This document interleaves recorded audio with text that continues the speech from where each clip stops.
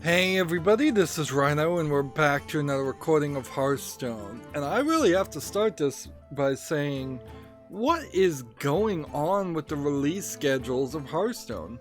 I am seeing rumors that more people at Blizzard are revolting and leaving like crazy, and maybe that might explain just this incredibly accelerated release here. We've got something here where cards are being changed from the looks of it, and I had heard Disguised Toast saying that cards were going to get buffed, and I thought he was joking. I in no way believed for a second that that would really happen after cards just a couple of weeks ago had been nerfed. So why not do that all at the same time? And better yet, why not make these changes after the solo adventure has happened? It's just far too much news happening, and it's hardly big enough news to cover up all the problems that Activision Blizzard is having. So to me, it really feels like they're just saying, all right, let's just rush out all the changes and content that we've finished, and then put Hearthstone in maintenance mode, or let's work towards putting Hearthstone in maintenance mode. But even if these changes are great, it's the release schedule is so wrong. They should have waited till the single player expansion happened. There's very little need, I think, to micromanage this game that has not been micromanaged at all before. The Magic the Gathering, when it was just a card printed game, when there was no digital world or digital version of Magic the Gathering, sure, they would have almost certainly made cards that were too expensive or too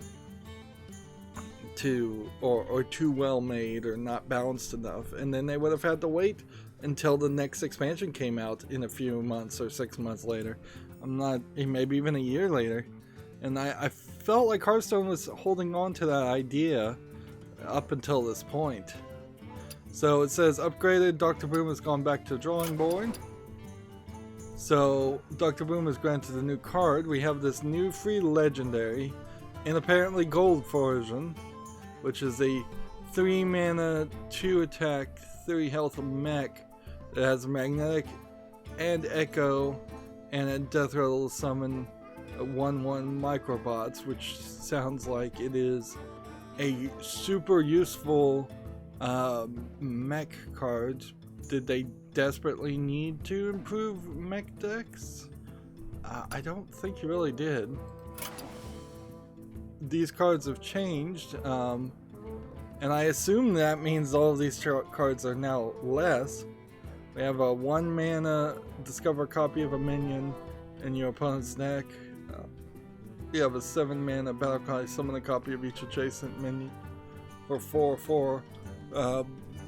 And we have a 1 mana spell called Spirit Bomb, deal 4 damage to a minion and your hero.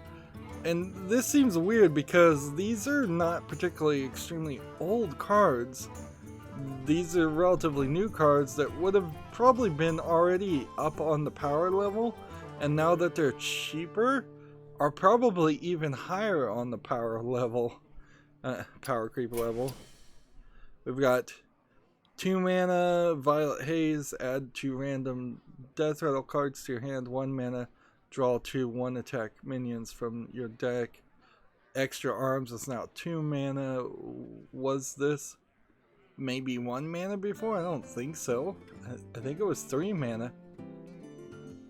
So was there just a complete and total fight here between two factions in Hearthstone? It seems like these cards are not that old for them to change things like this. Are they doing something crazy like having 2 different teams work on different expansions and 1 team left? You have a 9 mana.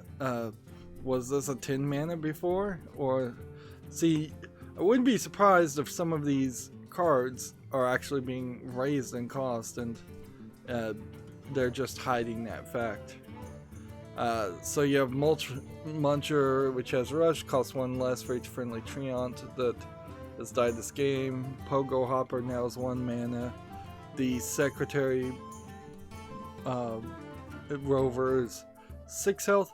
This feels like this is pretty much all the Boomsday cards. This is a lot to be changed. The Beryllium Nullifier is 4 attack. It's 5 mana for the Glowstone Technician now. It's 4 mana for the Necromantic. This seems so crazy to do this. 6 health for Thunderhead, 3 mana for Unexpected Results, 6 mana for Dr. Morgan. And this is just going on and on. Like, 7 mana for this legendary spell, 5 mana for this legendary spell, 6 mana for this legendary spell. How many is that? 3, 6, 9, 12, 15, 18. 18 cards are being changed, and it seems like they're all being buffed. 18 cards is a lot. We've never seen changes to cards higher than like 6 up until this point, and it's now triple that.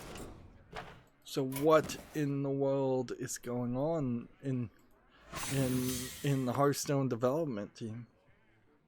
And what's funny is these changes are happening, and then tomorrow, or pretty soon from tomorrow, there's a tournament. So I wonder if maybe they rushed out changes so the tournament would play differently, but that doesn't make sense for the game at all. That seems ridiculous that you would be so focused on an esports tournament that you would drastically change the game beforehand. So apparently I need to play Warrior and win 5 games any mode today. What else do we have here? None of those cards got us any dust or anything. There's something here. There's a new category called featured cards, which are these featured cards the cards that just changed? I think they are.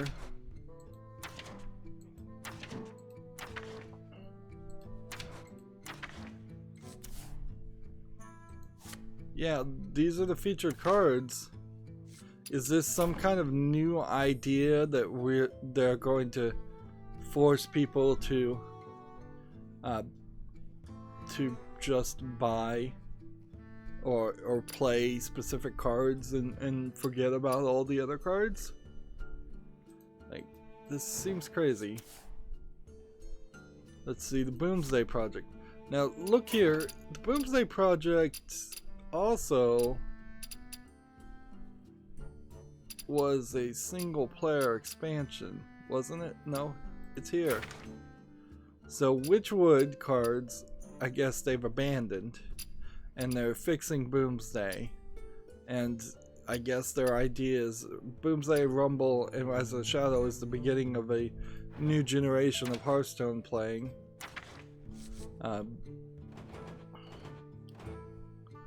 It is a new month, so it would make some sense to try to rebuild our decks also. So what were we gonna play? Let's see. Warrior. I barely played Warrior before.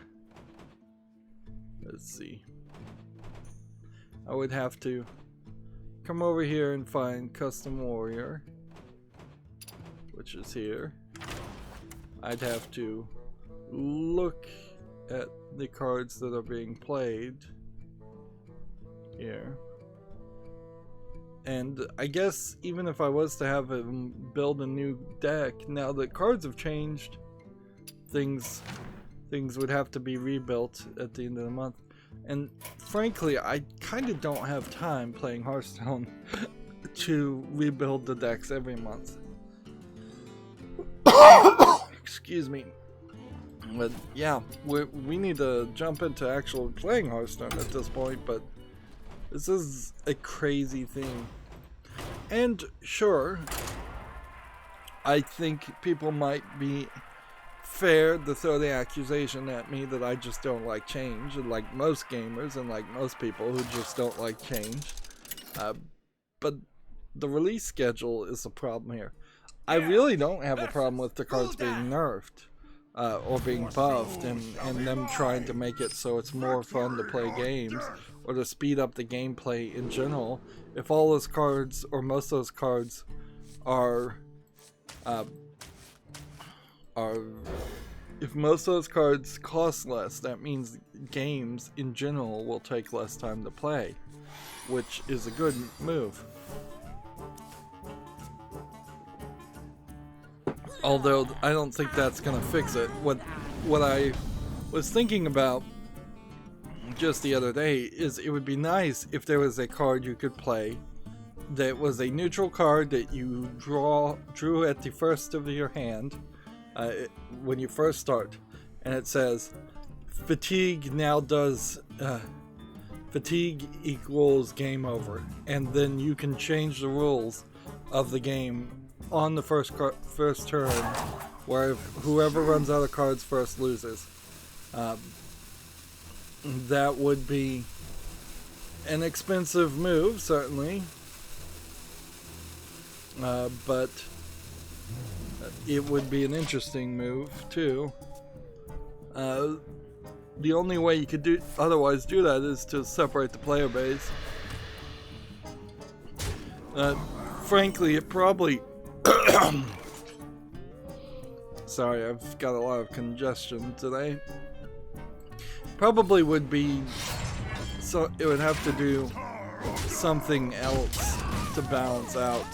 Something like take 10 damage, fatigue now equals automatic loss, or something along that line.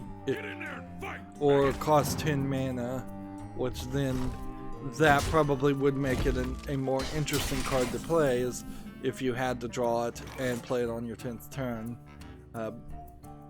because then you could surprise people and destroy their ability to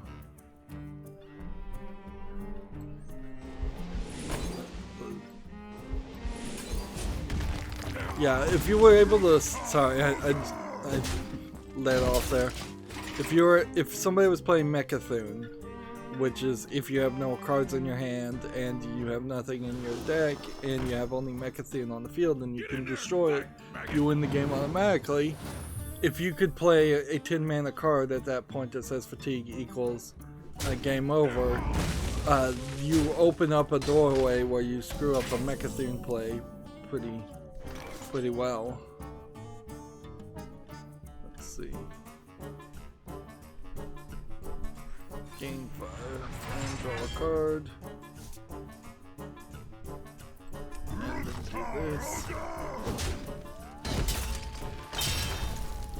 Probably should just discover a mech.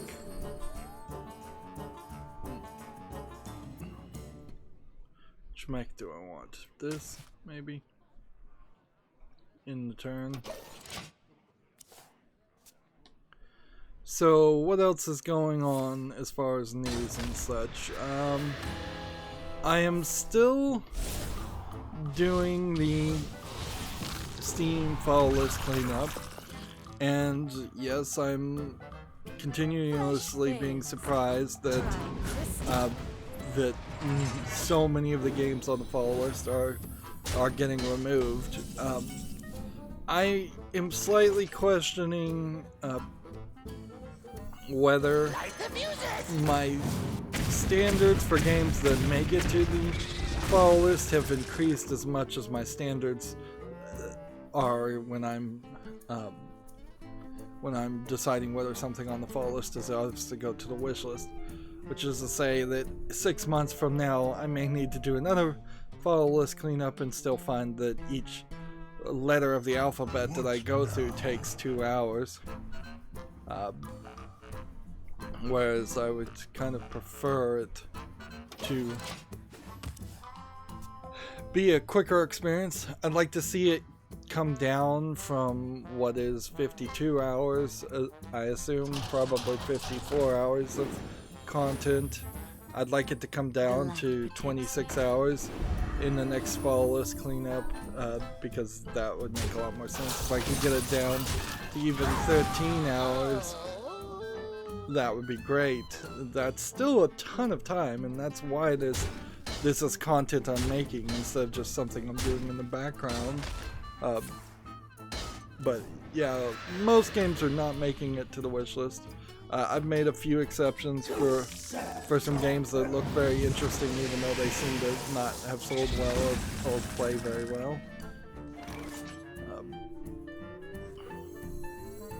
Let's do this. Let's see.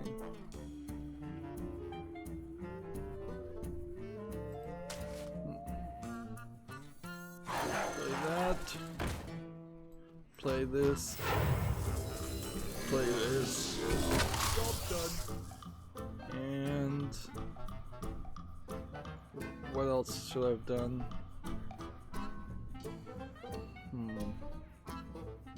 Should have played this. Quite frankly, that would have cleaned the field quite well. Because I'm doing the fall list cleanup, there's nothing else going on. I haven't gone back to Doom. I've taken this, what is now obvious going to be a extended break for the 2016 Doom reboot, and when I get back to it, I'll almost certainly have completely forgotten what I was doing and where I was and how to play the game in general. But I wasn't having the greatest experience with it anyway, so maybe it'll be an opportunity to refresh myself. And RAM is still really high. I looked before streaming and we're at 88% of my 16 gigabytes of RAM. Also, hard drive space is a premium issue because right now I don't want to start uploading any videos until the 4th week of the Hearthstone solo player expansion happens. So that's another factor that I'm having to consider. So after Thursday I'll be able to start uploading the videos, and that way things will be nice and in order. YouTube has apparently a new beta for uploading videos, so maybe I'll try that out and see how that works. I bet it's not as well conceived or helpful as I would like it to be. Also, it seems like I'm seeing rumors, I haven't seen anything official from YouTube, that they've banned any children under 13 from streaming without being accompanied by an adult, which I am not really of the opinion that would work too well. My thought there would be that it gets into some awkwardness if you're saying that the adult has to be on screen while a kid is streaming, because then Ryan's Toys Reviews is very much different, or maybe you have to have a voice with the parent behind the camera or the adult behind the camera. So there might be something there that, and this probably only is, if this rumor is true at all, it probably is going to be limited to streaming for the time being, because it seems really ridiculous that a recording would fall under that category. I don't know if this really fixes anything of the many problems that YouTube has. I'm not sure if that one issue is the one to worry about.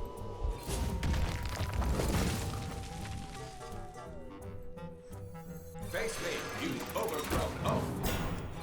Why do you go? Darn it. Well, whatever.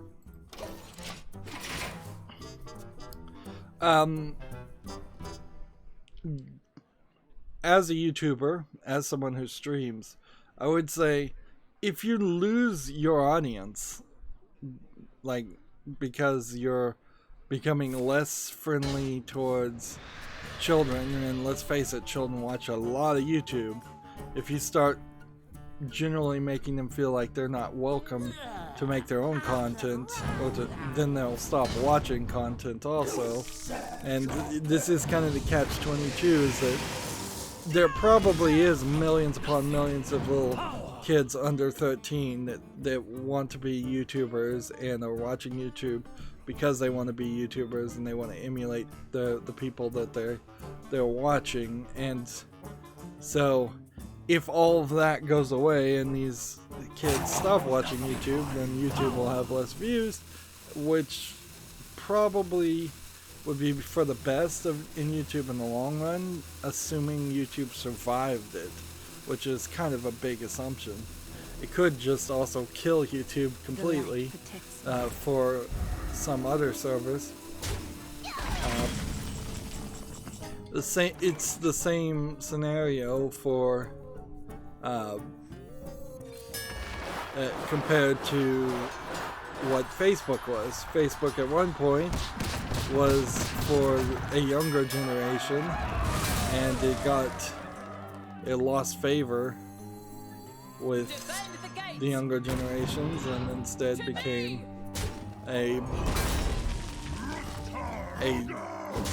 thing that was used by older people, and now is a thing that's almost exclusively used by older people or nobody in general. And people went over, and the younger generations went over to Snapchat. And we see the same thing with the website, what was that one before Facebook? MySpace? Yeah. Same thing kind of happened there. Let's see. Let's start covering the news. There's no reason to try and make this a longer experience. I went through the games that were left over on Friday, and there was some worth mentioning, a lot of them not worth mentioning, if I recall correctly, so we have a little bit of that left over. And defend the gates! To me! So TechRaptor has this article, the 6 best poker video games to go all in with. I've been looking for poker video games, so a list here, although this is really just a list article of not really relevant old games, there might be something here that catches my eye. So they're saying World Championship Poker 2 featuring Howard Lederer. If this is Howard Lederer, that's maybe a famous poker player, but I don't think anybody else would recognize him. Also, if you look over here, the animation style seems to be nowhere the quality of this photo image.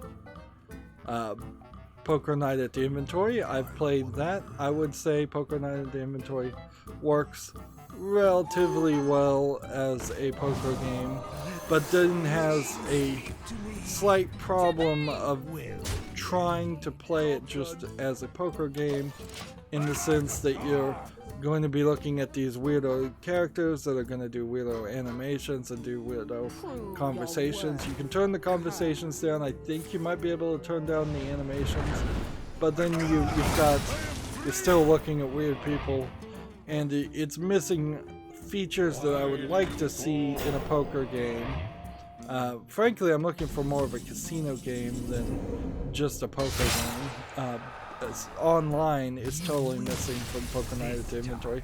Also, it's a Telltale game, so it might be close to impossible to actually beat the game, purchase the game. Not beat it, just purchase it. Let's see. Next, they have World Series of Poker 2008, which really goes to show that poker, even at 2008, would have been at the end of its fad. Battle for the Bracelets, like poker was very big, I guess, in the late 90s, early 2000s. when a lot of people were playing it somewhat illegally online before the government started cracking down on that. But there hasn't been anything lately, which, 10 years, the graphics could go up quite a bit, and it would be a relatively easy asset flip style of game to make. That being said, Tabletop Simulator exists, so if you want to play poker with your friends, Tabletop Simulator still probably is your best bet. Next we have Prominence Poker, another game I haven't heard about. None of these look interesting visually. That's the first problem. Now I remember this game, Full House Poker, and I thought it was pretty good with the Xbox, I want to call them Mii's, but they're Xbox avatars. That being said, I don't think you can play it on PC, so you're kind of I suspect some of these games are not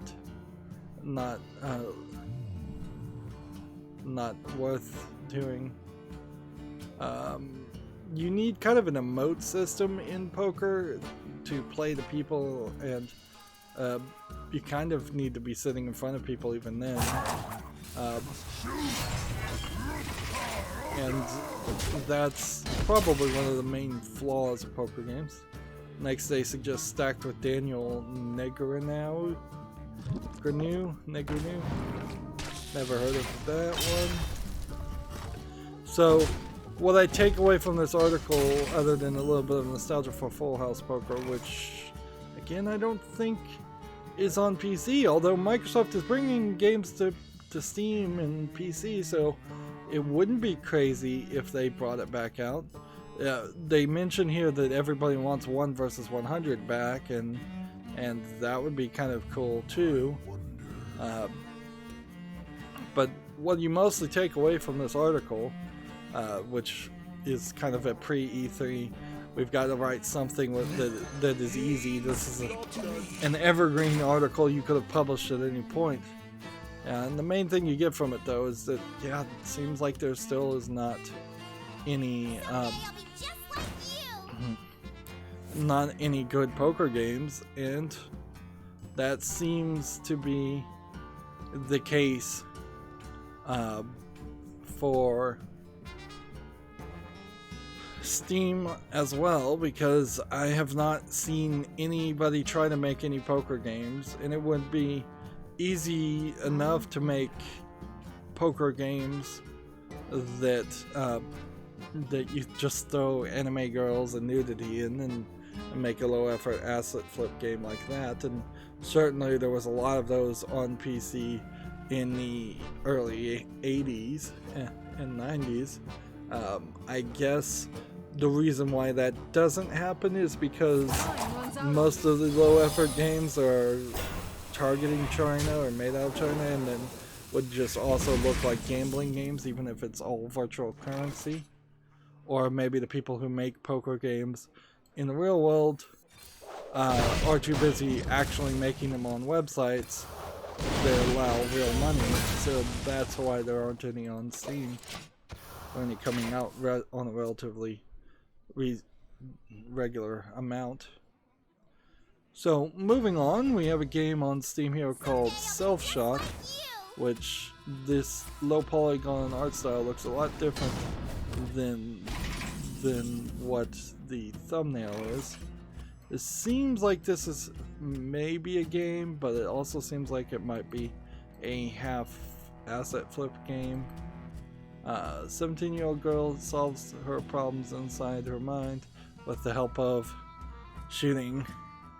So, what it would look like from this thumbnail would be that you would be shooting guns, and then the guns would be flinging yourself backwards. But the gameplay video that I'm looking at here has no kickback or anything like that. So, looking at this video, I kind of don't have faith in this. This kind of looks like a low effort asset flip game. It's $2.39. It's not early access. I've I am a little happy to see that there's been a significant reduction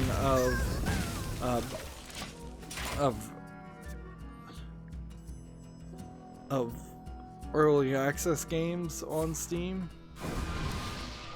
This is an English, Chinese, and Russian game, which is another red flag, certainly. So this really comes down to a point where I think my standards are going to have to get so good, so high, that even something like this that has even a glimmer of being good, and that's really all I would say that it has, is a glimmer of being good, and ignore it, because yeah, this is not gonna sell. People aren't gonna get this suckered into it. Let's see, 1 damage. Deal 1 damage for each armor you have.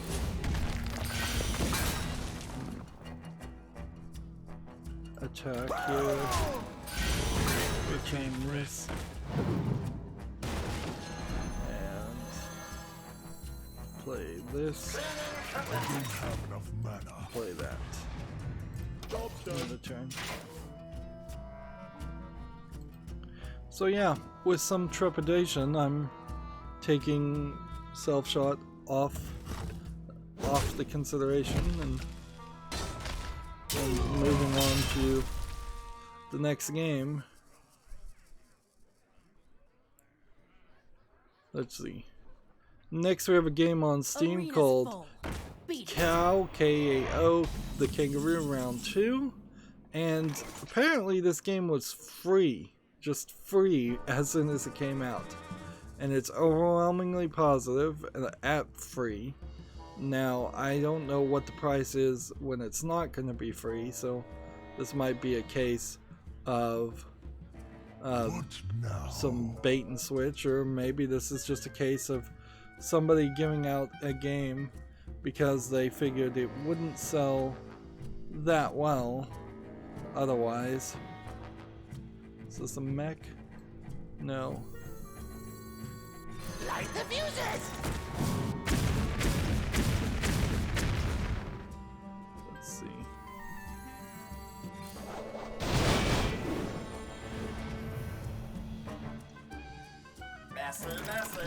Just take that guy out, I guess, and get some more ammo. So, Cow the Kangaroo Round 2 may be still free on Steam. I think you should probably get it since it's free. It looks like it's a Mario 64 3D platformer style game. It's probably a sequel to another game. I wouldn't be surprised if it's short. I wouldn't be surprised if it's not that good. I wouldn't be surprised if it's kind of more focused towards little kids. This is potentially, and I don't know if this really would happen, a turn of events that might motivate more people to giving away games on Steam, which does not happen very often. If people are giving away games through Steam, they're often doing it through the Steam code and Steam keys because of the way that system works. Defend the gates. So you very rarely see anything that's actually free. You'll get things that are free weekends, and that's about it. This looks a lot like a clone of what is that game that PlayStation's mascot was? I've forgotten the name of the PlayStation mascot. It's not Banjo-Kazooie.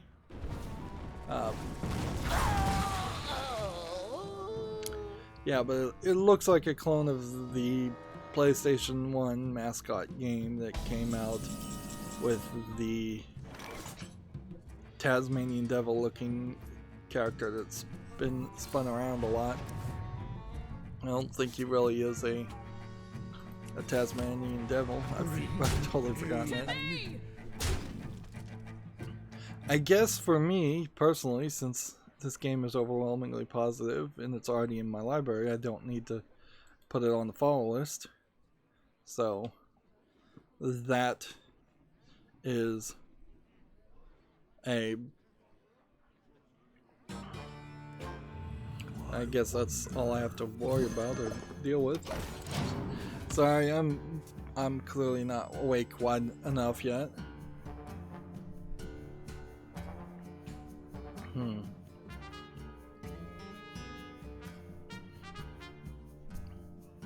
looking at a video from Reddit called the top 10 most viewed YouTube videos, and it does seem to be a long list of music videos, which doesn't really mean anything at all, because as these music videos are shuffling around, that's really just cheating. Like, if you eliminated all the music videos, you would have a much more helpful and informative style of list. Because music videos, yeah, there's people who don't want to pay for music, for a song, and want to listen to it maybe once a day. And so it makes a lot of sense that you would play that song would get a lot of views. Right, I'm just gonna play this. Let's see what this does.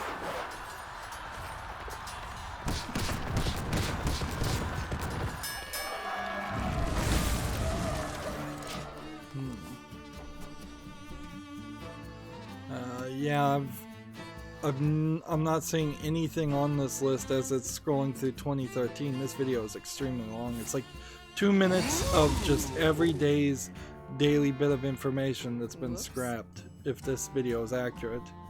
And it got Gangnam Style by 2013, which is way higher than a Justin Bieber song, which was the song before that. The only thing that really would surprise me is if there was a video listed here that was one of those terrible streams that's just like tunes to chill to. Deal 2 damage to a minion if it survives, draw a card.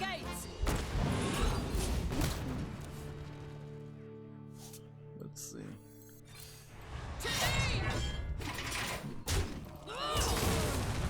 I have lost.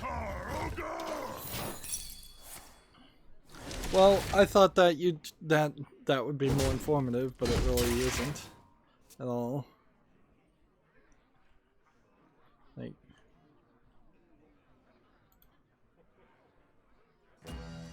because I thought there would be something besides music videos on YouTube. It really is unfair, and that's why Google Music and Google Play Music, and there's several other services, like, they really should be in their own category. And it does just kind of go to show that you really are comparing apples to oranges.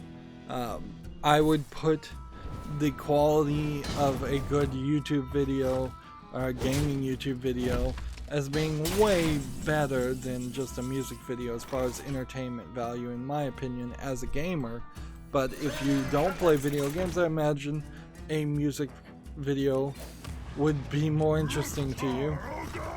So it's just like different strokes for different folks. But if you're counting the numbers of views and views only, that's a problem.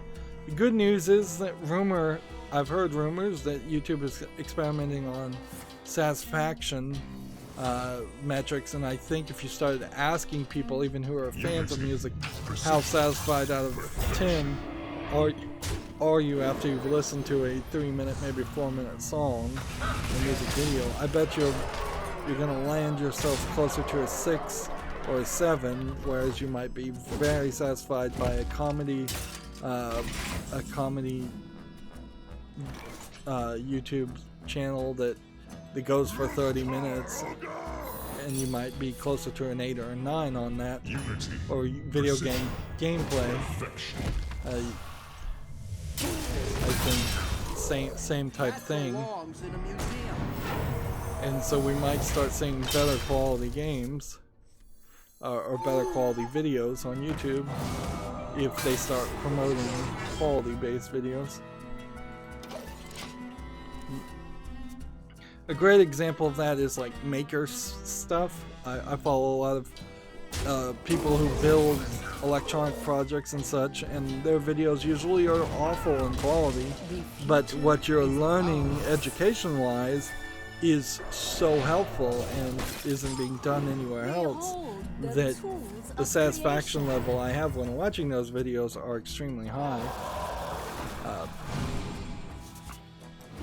Moving on, we have a game on Steam called Skyrealm's Essences, which looks like an RPG Maker game.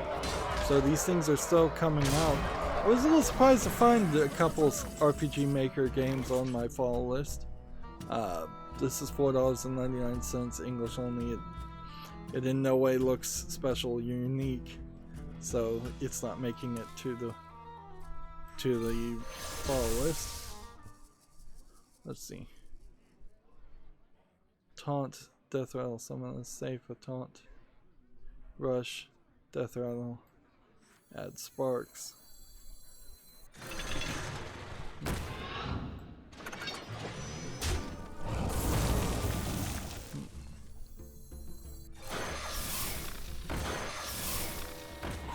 Do this. Do this.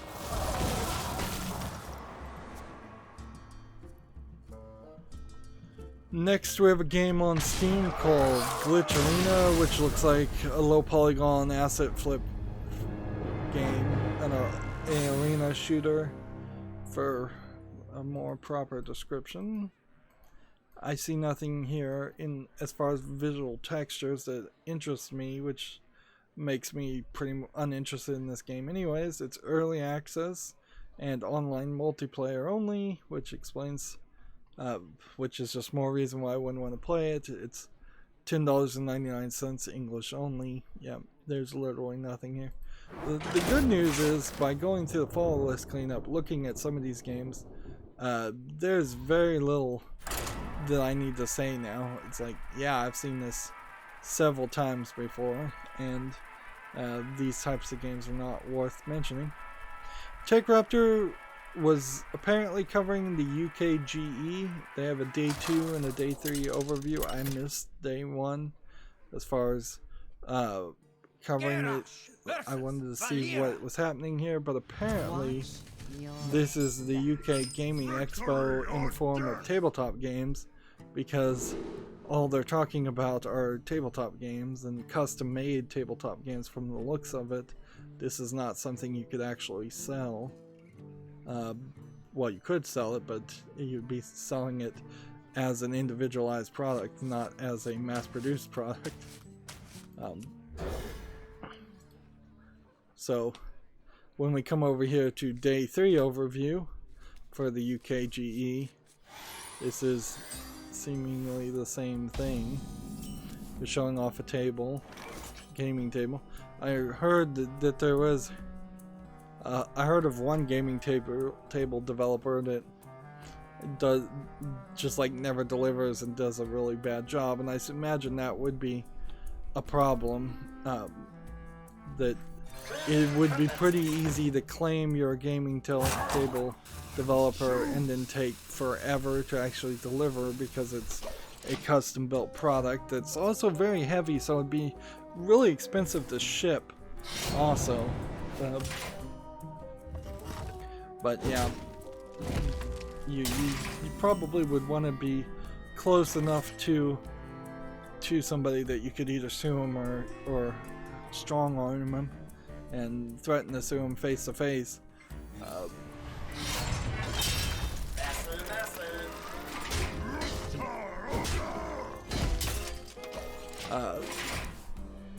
I imagine that if you are a scammer claiming to sell gaming tables, though, you wouldn't go to a gaming convention.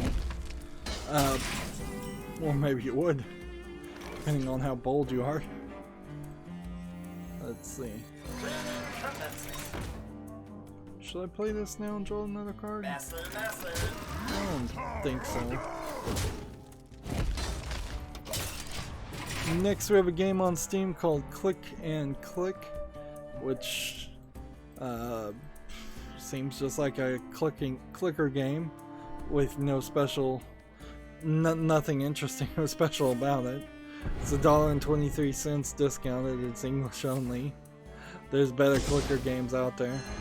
I feel like there was a comic called Click and Clack at some point, or a comedy duo at some point by that name, but I cannot remember where that would be from. Just draw more cards, and then I'll draw this, and then do this.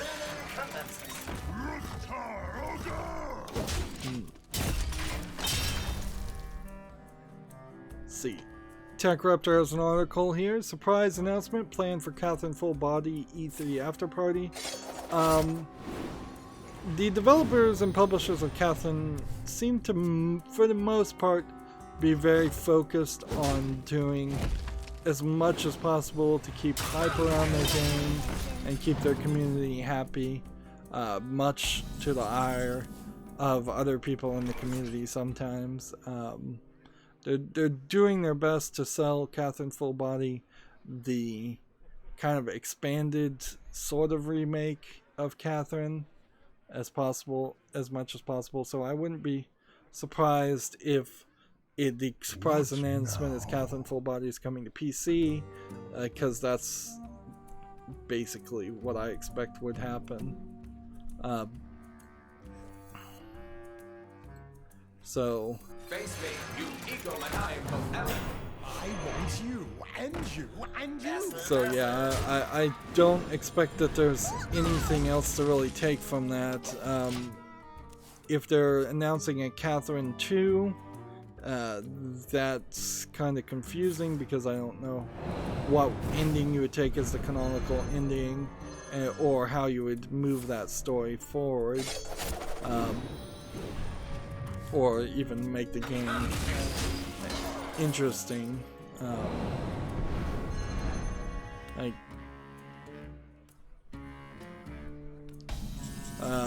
don't think it's even worth mentioning, but I'll throw it out there that there was some complaints about how things were getting translated with the new Catherine character, who is like, I think she actually is transgendered, not just a cross-dresser. Come dance to my song. So, there's a slightly different perspective depending on how you understand the character. But they mention her in the credits by her, like, pre-transition name, and people weren't happy about that. The way one of the alternate history endings happened, she chooses not to transition and then is happier because she doesn't transition. But I think she doesn't transition and still ends up with the main male protagonist, so it would just be then you're a person who enjoys cross-dressing and having romantic relations with a person who is genetically the same,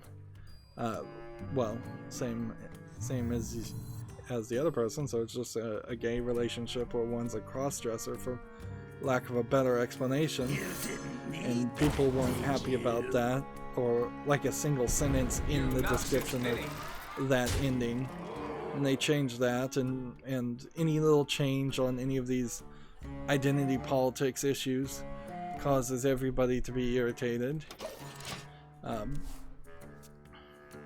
But it's so inconsequential, and in the meantime they are pushing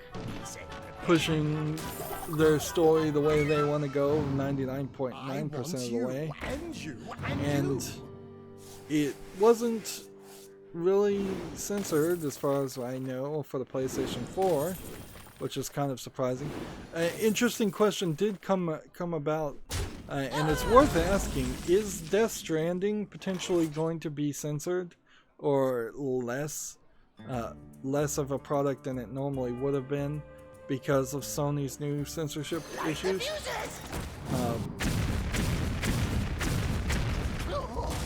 Because it might be. It might very well turn out that that is the case. Let's go and hit this. You jabbering junkie. This. And when you look at the trailers of Death Stranding, to be honest, nobody really knows what that game is going to be, but if you look at the trailers of Death Stranding, it looks like a mature adult-looking game with hyper-realistic graphics. So I don't know how you tell a story like that and there not be some form of nudity in some scene where, particularly from Hideo Kojima, yeah, I believe he's the developer. Like, remember this: the person that's making Death Stranding is also the person who made Quiet, which was the character that breathed through her skin and wore a bikini, where all the guy characters were fully clothed in military dress. And you, and you. Right.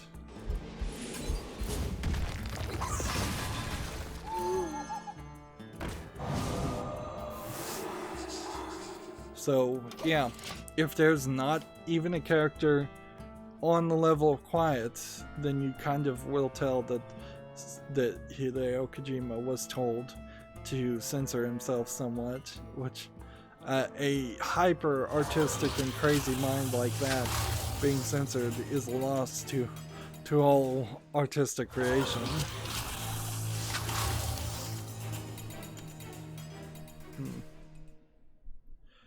So next article we have from TechRaptor: Planet Coaster Ghostbusters DLC is coming June 4th, a new scenario and more.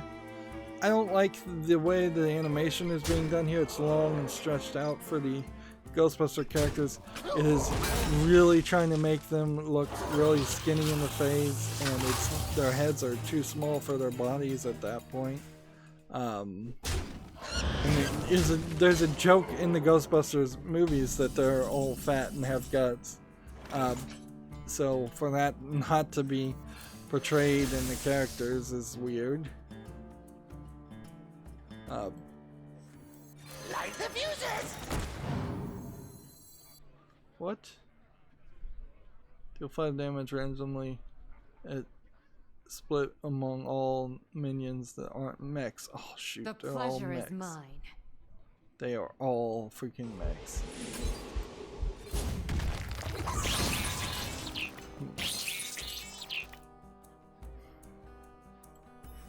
Drink with me, friend. These are mechs too.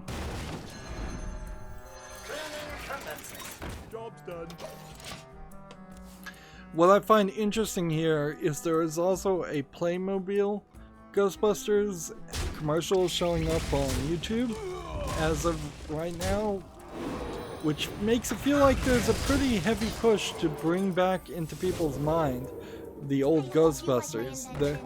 They're doing some viral marketing, for lack of a better term, to say, forget about the Ghostbusters reboot, we're gonna remember the old Ghostbusters, we're making a new Ghostbusters with the old characters. TechRaptor has a video here, I guess we could skip through. I'm not sure I really want to play Planet Coaster in general, and I don't know if Ghostbusters per se actually Come dance to my changes anything, because this trailer particularly does not show any actual gameplay or anything. It looks like Planet Coaster, which is just a roller coaster sim game. So I don't know how you would ever see these characters this zoomed in, or the car, or anything like that. Your magic shall not save you. Let the pain speak to me. Job's done. Also, the old Ghostbusters video game, Ghostbusters the video game remastered, does, I believe, seem like it's coming to PC and Steam. So it really is just a matter if they would do the nice thing and give people who own the old game the remaster for free, or if it's going to be an extra cost. And this being, I think Sony owns the Ghostbuster license. I suspect that they'll try and charge money for it. Next we have a game on Steam that's called Ball Run. Clearly this is just a simplistic game. Although I guess I couldn't call this a single screen Unity game because it actually is scrolling screens, but this is nothing. It's literally nothing. Very simplistic. They're selling it for 74 cents discounted, English only as a language. Ball Run, nowhere close to the level of quality that should make it to the fall list.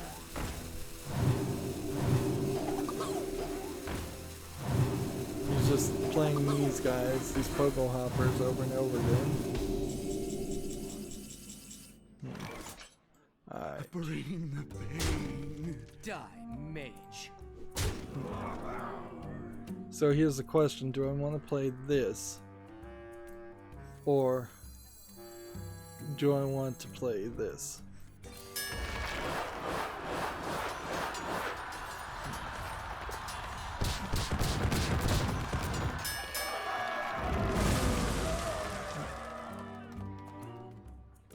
Well, that didn't work.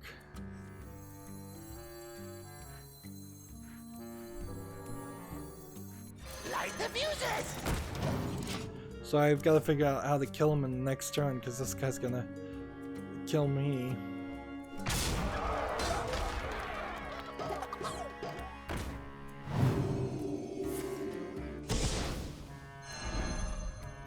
If only I had something that could do 11 damage and charge.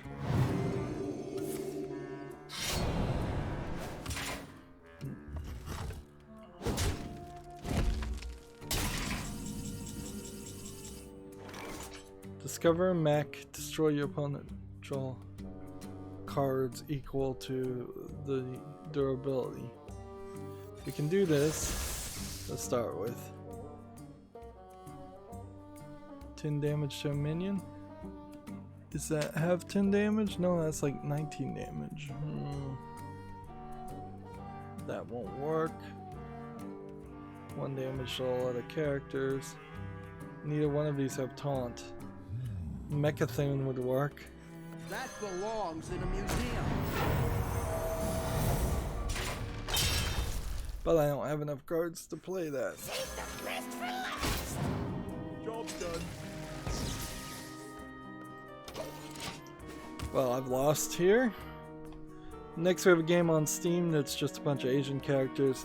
It looks like a low effort asset flip game. Maybe with some survival, maybe with some hack and slash instead of just shooting.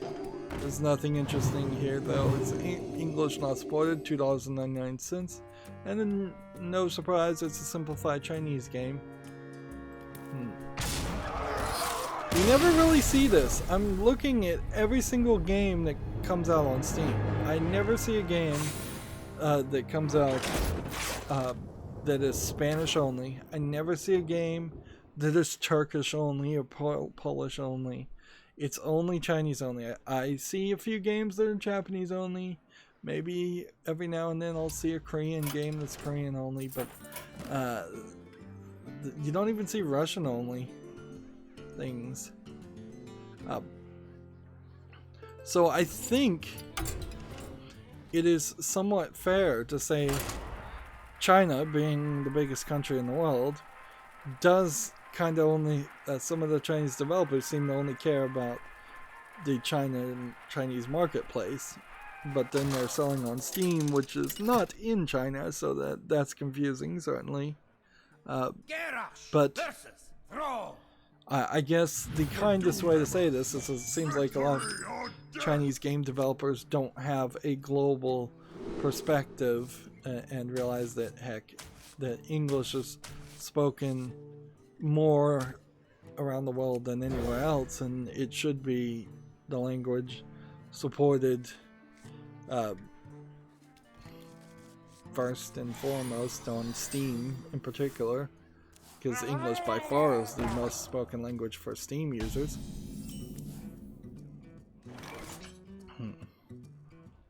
And that's not just a United States thing or an American thing.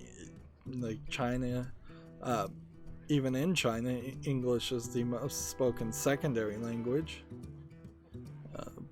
If you combine, I guess, simplified and traditional Chinese, which I think is spoken all the same. Although you could also make the argument that the dialects of Chinese language are so vastly different that there really isn't one unified language in the country, and there are several different dialects. Moving on, GameIndustry.biz has an article. 2 of Korea's largest gaming firms bid for Nexon's parent company, Netmarble and Kakao, I guess maybe. I don't know how you pronounce Korean names actually. By 3 equity firms. These 2 companies are joined by 3 equity firms in a bid for Nexon. This is a story that's been going on where the creator of Nexon does not want to be in the video game industry anymore because of the validity of it, particularly I guess loot boxes. Now he's getting out at the right time, so he wants to sell the company. The problem is Nexon is by far the largest Korean video game company that exists, and there's not any other companies alone that can afford to purchase it. This would be the equivalent if Jeff Bezos, the CEO of Amazon, said he wanted to get out of the Amazon.com business and tried to sell Amazon. It would be probably too expensive for any other company to buy it. Maybe you could get Walmart and Microsoft to work together and buy it. I think you could probably easily find some combinations like that. But I'm not sure that Walmart alone could afford to buy Amazon.com at the price Jeff Bezos would want to buy that. And so there have been several other companies outside of Korea that are trying to buy it, but ideally Koreans would want the Korean company to stay run by Koreans, so that there isn't a mass shift in potential employment. I would also say South Korea, and this is South Korea for reference, just in case anybody's wondering that. I'd say they ran into a problem when they were starting to build their economy, where they allowed monopolies to happen far too easily. And Samsung is another great example of that. And there's just like these giant corporations that have such power, political and economic, around the country. South Korea kind of is the earliest example of corporations coming very close to running governments, which almost certainly will happen. Maybe some Middle Eastern countries are, for the most part, run by oil barons also, but yeah, South Korea should, as a matter of governance, I think, break up some of their companies and have stronger anti-monopolistic elements, anti-monopoly rules and regulations. Even the United States is very bad at that.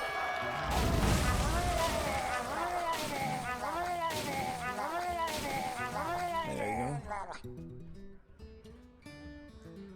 Well, that didn't turn out too bad.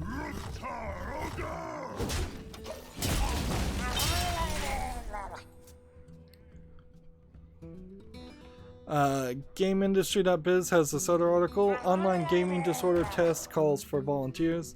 Academics plan to use the data to further study the impact of newly classified condition. So somebody's trying to do an online test, and you probably have seen it. It's entitled, "Do I play enough video games? Do I play too much video games? Users must be 12 years old to take part and must have permission from a legal guardian if they are under 16. This, I think, is probably you should not get involved in. Almost certainly this is somebody either doing a study with a vested interest in not doing real science. And if it's not doing real science to prove that gaming disorder is a real thing, which it isn't, that's not helpful. If it's not doing real science to prove that it isn't a disorder, then it will just get debunked and used against you. I think the best thing would be for nobody to waste their time filling out the study. If the study came out and 100% of all of the people fall under the classification of playing too much video games, that might send a message, but it might also just get used again as junk science to say that the condition is way worse. And then particularly where the concern area is that China will start taking all of the kids in their country that they don't like and putting them in education camps and internment camps because they have gaming disorder, and they just call these camps like some kind of mental health camps and label it something different, but really they're just getting rid of people they don't like with a low social credit score. And that might be for kids. It might be it might be that they did nothing whatsoever. They're just of the wrong region, of the wrong economic class, lower school scores. I wouldn't be surprised in China if principals start sending all their students that make low scores and give the school a bad name to education camps of sorts. So if that's the fear, and that I think is very much what they're trying to do, and it's not just China, I think that we'll start embracing that as an idea. If people do a study like this and it says 100% of the people do have gaming disorder, that will still just get used against people. Like, the harms versus the goods were so obvious and so abundant compared to the good. This is a direct example of psychologists, or the World Health Organization in particular, doing more harm than good. And what is the oath? Do no harm first and foremost. There was no reason for this to become a classification or a disorder at all. Like, In the light's name. OCD already existed. You could have easily diagnosed people with real problems with OCD that happen to express their OCD by playing video games with a actual disease. Nobody argues, nobody questions that OCD, obsessive compulsive disorder, exists. It is ridiculous what they're doing here, and the survey is not going to help. In the other extreme, if everybody took the survey and it turned out that nobody qualified for a gaming disorder, then that too would be just used against people, because then people who got diagnosed with it, which still people would be like diagnosed with it, particularly by parents. Like, parents are going to come to doctors and say, my kid has gaming disorder, and the doctor is going to go, well, okay, fine. I mean, I can't really argue with the parents because they're paying me. Do you need a blessing? It happens all the time, is patients get diagnosed by their parents with things, and then the doctors either have to figure out a way to trick the parents into believing what is actually happening, or they just ignore it. So it puts actual psychologists in a bad position also.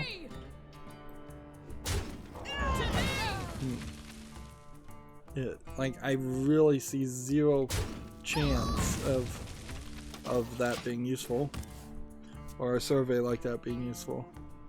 And if you need the test, if you really think you have OCD, which would be the right thing to ask yourself, the test is pretty simple. You can look it up, but from the top of my head, are the actions you take hurting yourself mentally or physically? Then if so, you have a problem with anything.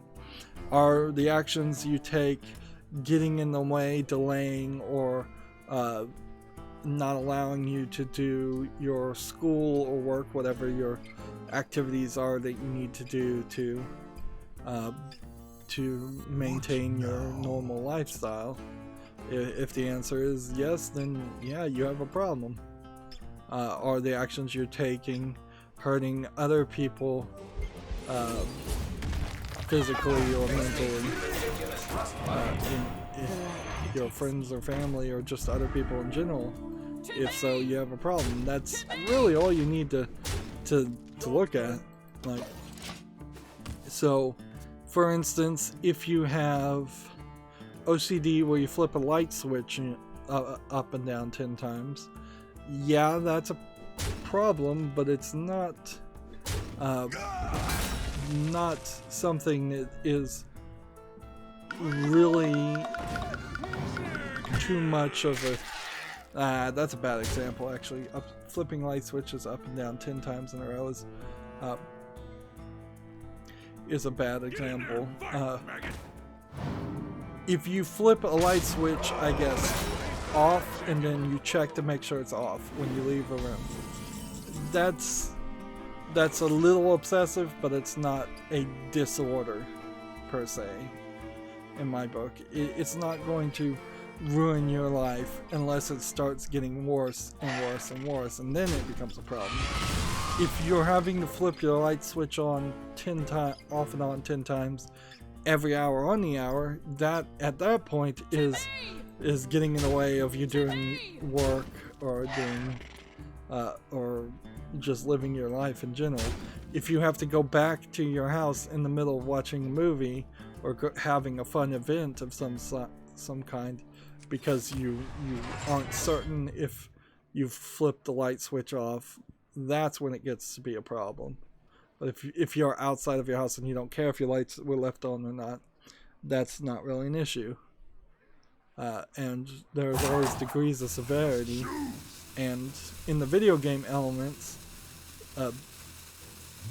what I think parents in particular would misinterpret is kids don't want to do their homework and they don't want to do school things, period. They didn't want to do it when their video games didn't exist. They didn't want to do it when video games did exist. This has been just a fact that education is bad at being enthralling. So if kids are trying to find any excuse whatsoever to play video games or any excuse to avoid doing homework, that's not an addiction to video games. That's just being a normal kid and not wanting to do their homework. the point where I think a kid would be obsessive compulsive about playing video games is if they are blowing off their friends, not hanging out with their friends, if their social life is hurting, if they're skipping school, that's when it starts to be a slight concern. But that also is pretty normal if you skip school once or twice while going through school. So that's pretty normal. If they're refusing to eat, if they're passing out from hunger while playing video games, that's when it would be a concern, and that would be true for any activity, and that still is just obsessive compulsive. I would also argue, and we're going into the big version of this rant today. You probably aren't gonna find too many OCD people playing video games, because the video game itself changes all the time. You're not doing the same thing over and over again unless you're playing something like Pac-Man, an arcade style game. Otherwise, you're mostly playing something that is linear and changes the levels, and that means you have to do something different. And so there is a lot of variety that you're doing when playing a video game that is kind of not congruous with what an obsessive compulsive act would be. When you flip a light switch up and down, you're just going up and down. When you're playing a video game, it would be like if you were flipping up the light switch for half a second sometimes, but then a full second other times, and then you were trying to spell out something in binary with it, or you're trying to do a musical pattern with the light switch. There's so much variety there, it's not consistent. People with real OCD have to count to 100 before they go to sleep, and if they don't, if they lose their place or if they're interrupted, they have to start over at 1 and count to 100. That's not what a video game is. It really isn't. In fact, I'll be as bold to say if you're playing video games, you're probably a little less likely to be OCD. 1 damage to all minions. Okay. Moving on, we have a game on Steam called Breachpoint. This looks like a VR first-person shooter game, but it also looks kind of asset flippy, just in a forested area. So normally when you see a forested area, that does take away some of the asset flip appearance of a lot of games. That being said, it seems like there's nothing to do in this game. It seems like you're just shooting guns. It's early access, requires VR. It's $5.99 and English only. Yeah, I just don't see anything quality here. There was already a VR game on the fall list that was standing in a shooting range and having a lot more guns to shoot guns with, if that's what I'm just going to try and seek out. Alright, so now the question is, do I want to go for this third daily quest, or do I want to move over to the European account? And I guess I need to move over to the European account. So we'll need to do that. Let's see. Next we have an article from GameIndustry.biz. Support for Telltale's Minecraft Story Mode will end this month. Quote, as you might have heard, its publisher is no longer in business, Mojang said, end quote. So I have Minecraft Story Mode Episode 1, and I guess I'll double check to make sure I didn't buy the Season 2 of it. I don't really feel like it's worth it to buy Minecraft Story Mode Season 2. quite frankly, season 1 was alright, but not anything super special.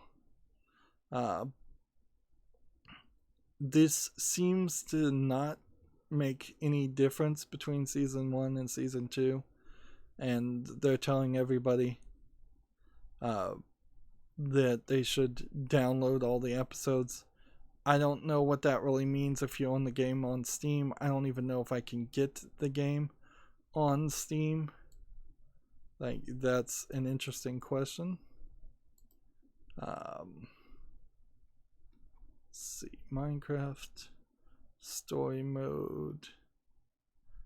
When I search, it doesn't even come up with Steam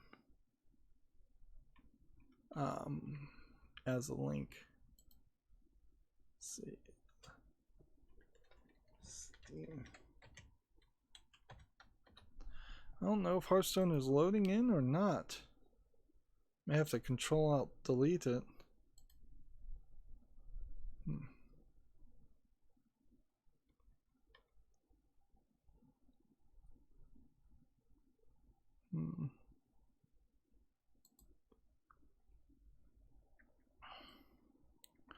So, yeah, I think I have this.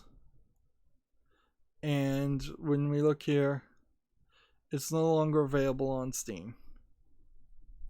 Game timed out, requesting data from this service. Wow, there's an actual error screen up here. I've never seen this before. Alright, let's try again. See if that works. Otherwise, we may just have to skip over to the Asian account and see what happens there. We may have to just jump back into the Americas account. If I can't get into any of them, that'll be weird. So you can't even get it. The last 30 days is mixed. I guess I could check my library here. The story, from what I hear, is actually continuing after, in Borderlands 3, it's continuing after the events of Tales of the Borderland, which makes sense, certainly. But you can see a lot of these Telltale games are already missing from this list. Like, story mode has already been removed. And frankly, I'm not even 100% sure I need to cover Batman. Like, these games are not available for purchase anymore, so they fall out of being relevant.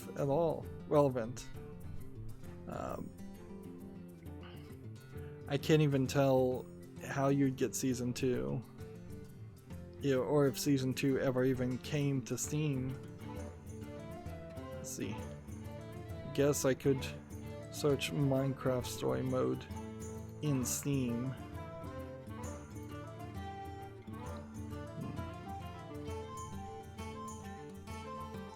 Let's see.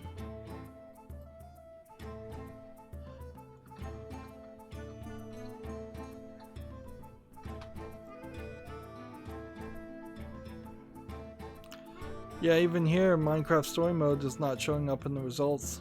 So, yeah, there's kind of no way to get to it. Let's see. Mode. Was there not a second season?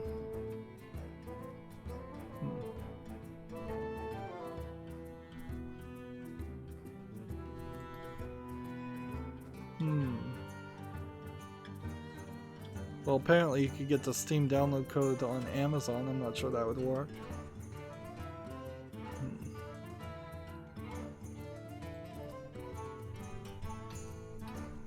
Let's come over here and click on this.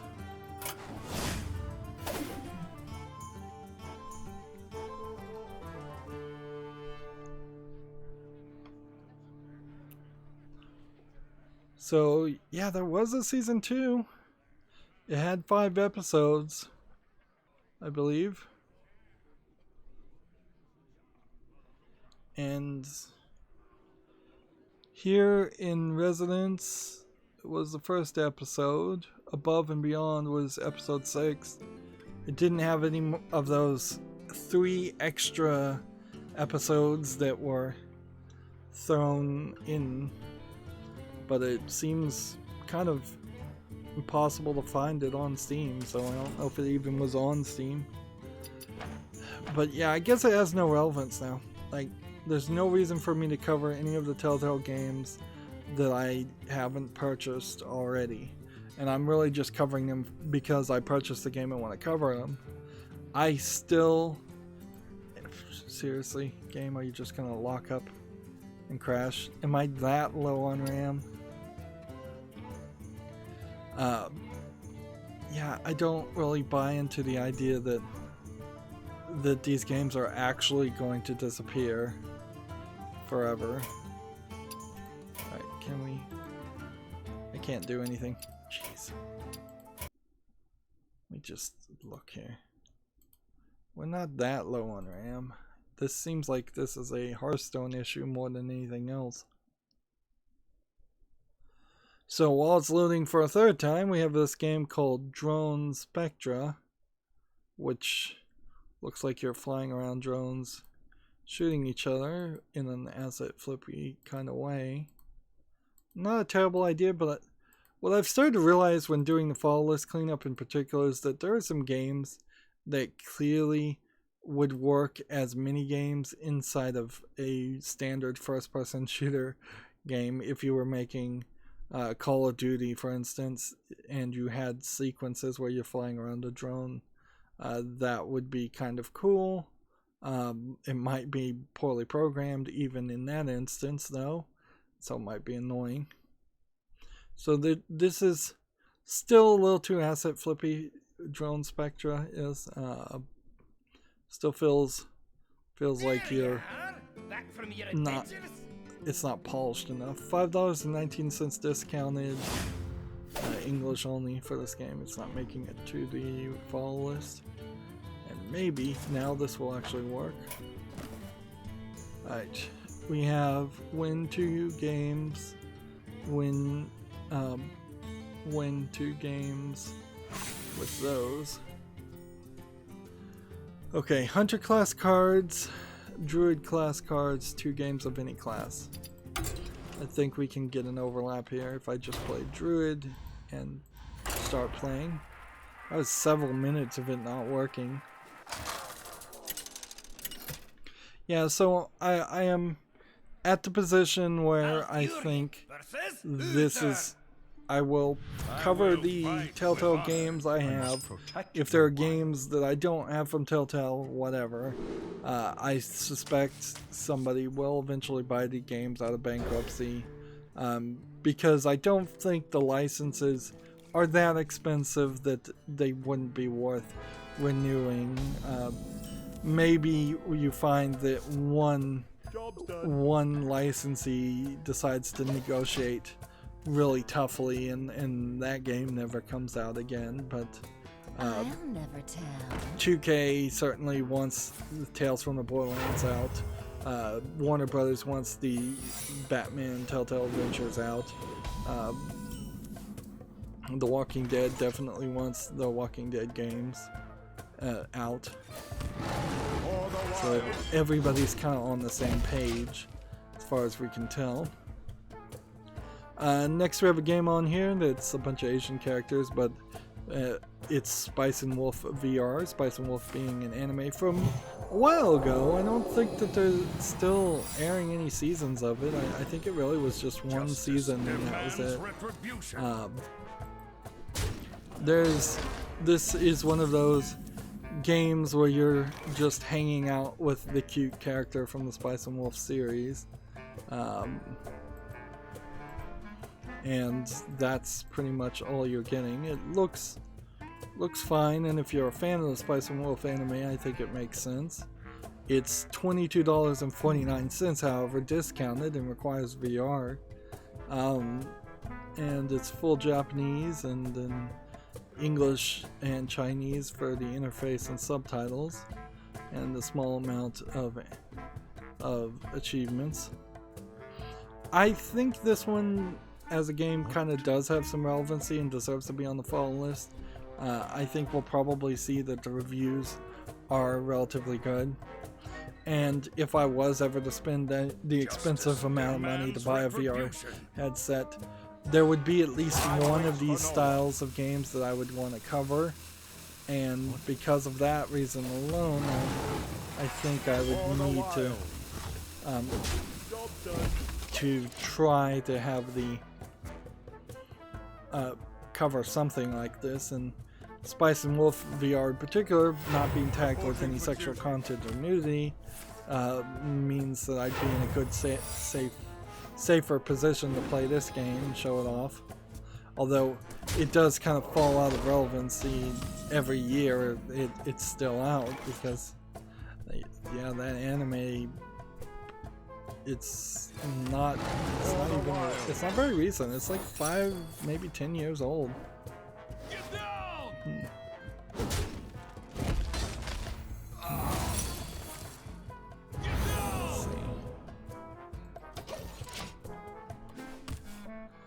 Next we have a game on Steam called Justice Fallen Clan, which does not look visually appealing. It looks, again, like an asset flip. So many games are looking like this these days. It's a VR game with surprisingly a large amount of movement, and from best I've figured so far, I've yet to see any game with a lot of movement in VR work and not make the people playing the game motion sick. Otherwise, there's kind of nothing impressive about what I'm seeing. It says $15.99 discounted. Is build 0.4, so it seems like it's really short and small, English only. And I think with my higher standards, a game like this shouldn't even be put on the fall list. The only thing I can really say nice about this game, Justice Fallen Clan, is it does look like it has a nice thumbnail, and that's not a lot. It seems like it's a somewhat stealth game concept. Let's see. Job's done. I played that out of order. See, the right thing to do here would have been to get Knife Juggler both on the field, then play the spell that summoned a bunch of tree ants.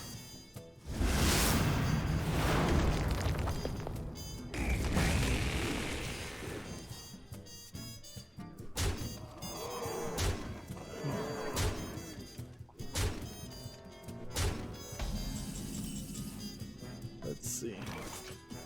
So I should have done something like this, and then this, and then I should have done the spell to summon some tree ants. Well played. Next we have a game on Steam called Lords Mobile, which looks like it's a mobile game being ported to Steam, which is inherently a terrible idea. It looks fine. The only thing here I would say is that pretty obviously this already is getting mixed reviews, and it's a massive multiplayer, I'm sure, only, and it's probably a clone of a much more popular, well-known name. Games like this, I'd like to see Clash of Clans or Clash Royale mobile versions on Steam, not the not spin-offs or copycats or clones of that style game. The game is free, but I'm sure has in-app purchases, yes, and supports a myriad of languages, which we can kind of show off. And it has a third-party end-user license agreement. We could look at the negative reviews. Let's see, no Gmail login, Facebook linking not working, can't support my mobile accounts. So people who have been playing the game on the cell phones can't import, and that seems like a big mistake for your first launch. Meanwhile, I may have to exit out on the game again. I have never seen Hearthstone do this before. Just So we're having to quit out and load the game yet again. This is going to significantly slow down the gameplay at this rate. Well, so far we're breaking the streak, I suppose, but for covering anime-looking games. But Gamatsu has an article. Caladrius Blaze is coming to the Switch on July 18th. It's a Moss-developed shoot 'em up with add-ons. Shoot 'em up adds another platform. So it's a shoot 'em up game and has animated characters on the front of it. That's not super surprising there. I imagine the game itself has very little cheesecake to show you, or anime characters to show you. I can see Lemon Lover's on the chat. He's put a heart emoji. Hi, Lemon Lover. We are having trouble with Hearthstone. At least I am. It could be, most certainly, because I have a ton of Chrome tabs open that I can't close, and that's taking a lot of RAM, but I don't really think that's the issue. I think it's this wild buff update that they did. It's so weird that they're updating things so often now on Hearthstone.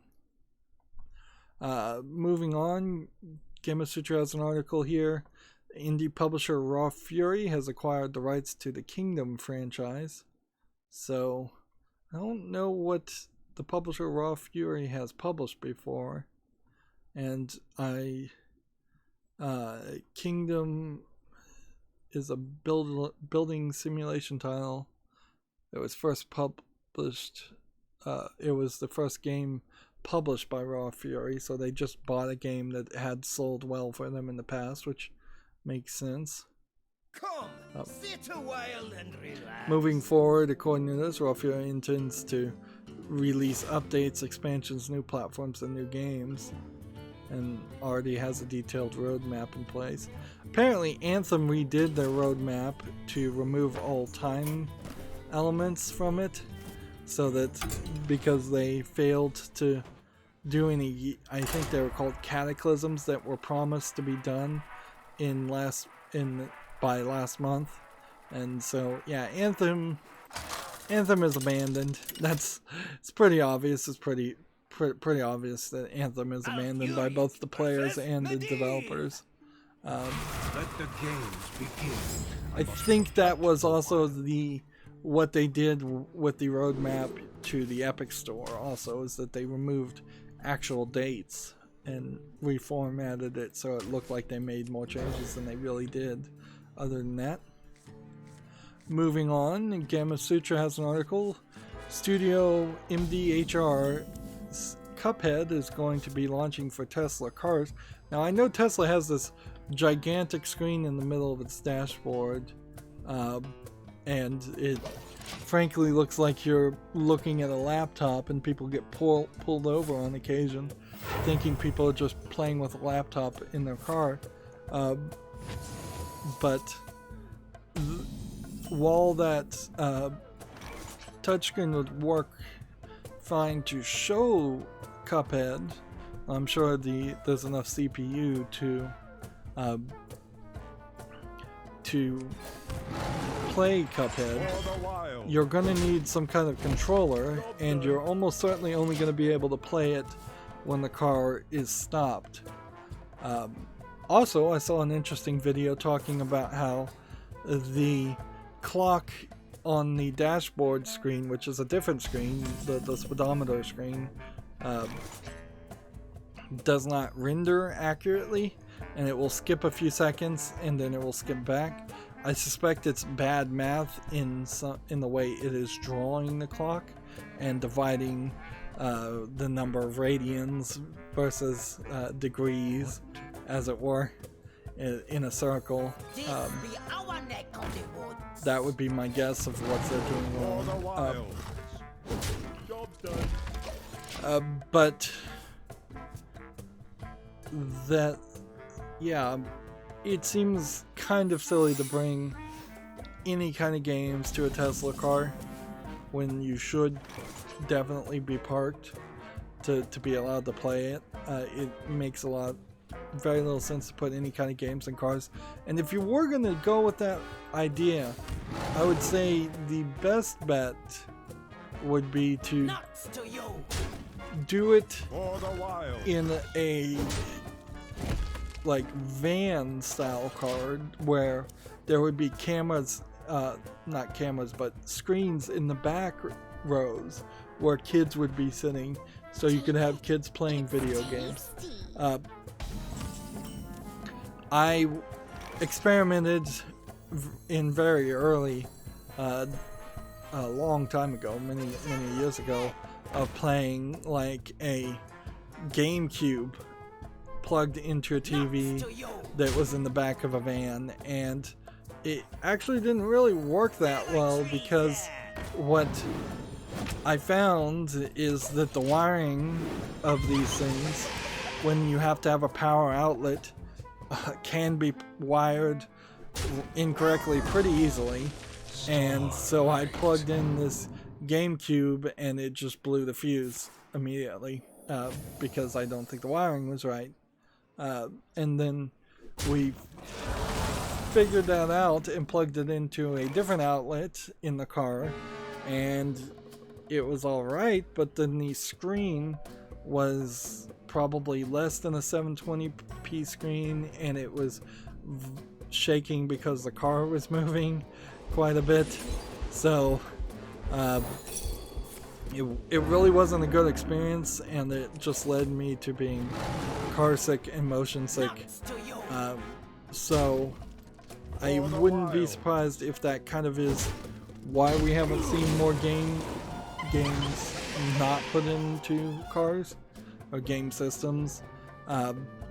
Kids these days seem to be a little bit better at that, where they'll play on tablets, but then if you're gaming on a tablet, you don't need to include the car at all. And it makes a lot more sense that something like Cuphead, instead of launching for Tesla cars, it would have a much better audience if it launched for iPad. And I don't think it is available for iPad.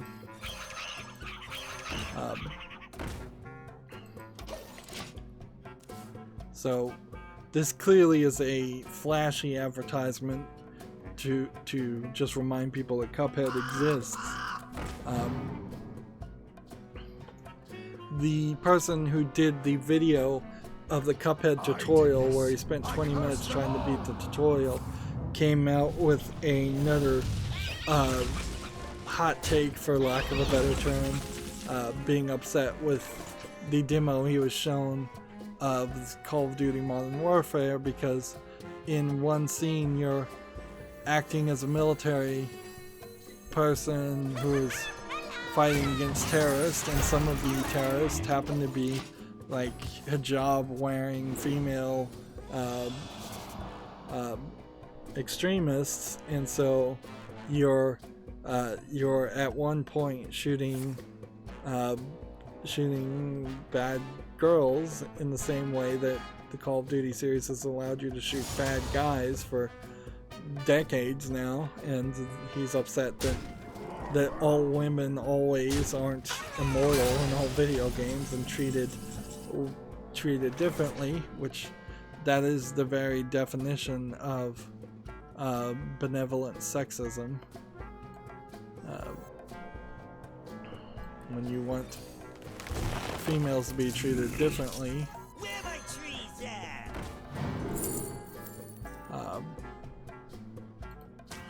I wish I could play that. Whenever a minion dies this turn, get a couple more. I guess. No, I don't think I could have killed enough. I take this. Oh,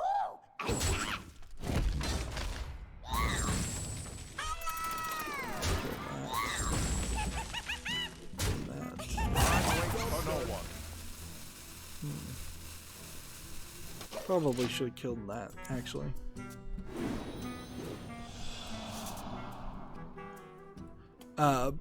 moving on, we have an article here from Komatsu. Under Night in Birth EX Late C-R has been rated for the PS4 and Switch in Taiwan. This is another continuation in the long-titled and long-running series. I believe this is a fighting game series. Yeah. So they seem to enjoy making new versions of their game a little too frequently for my tastes, and they also seem to rather enjoy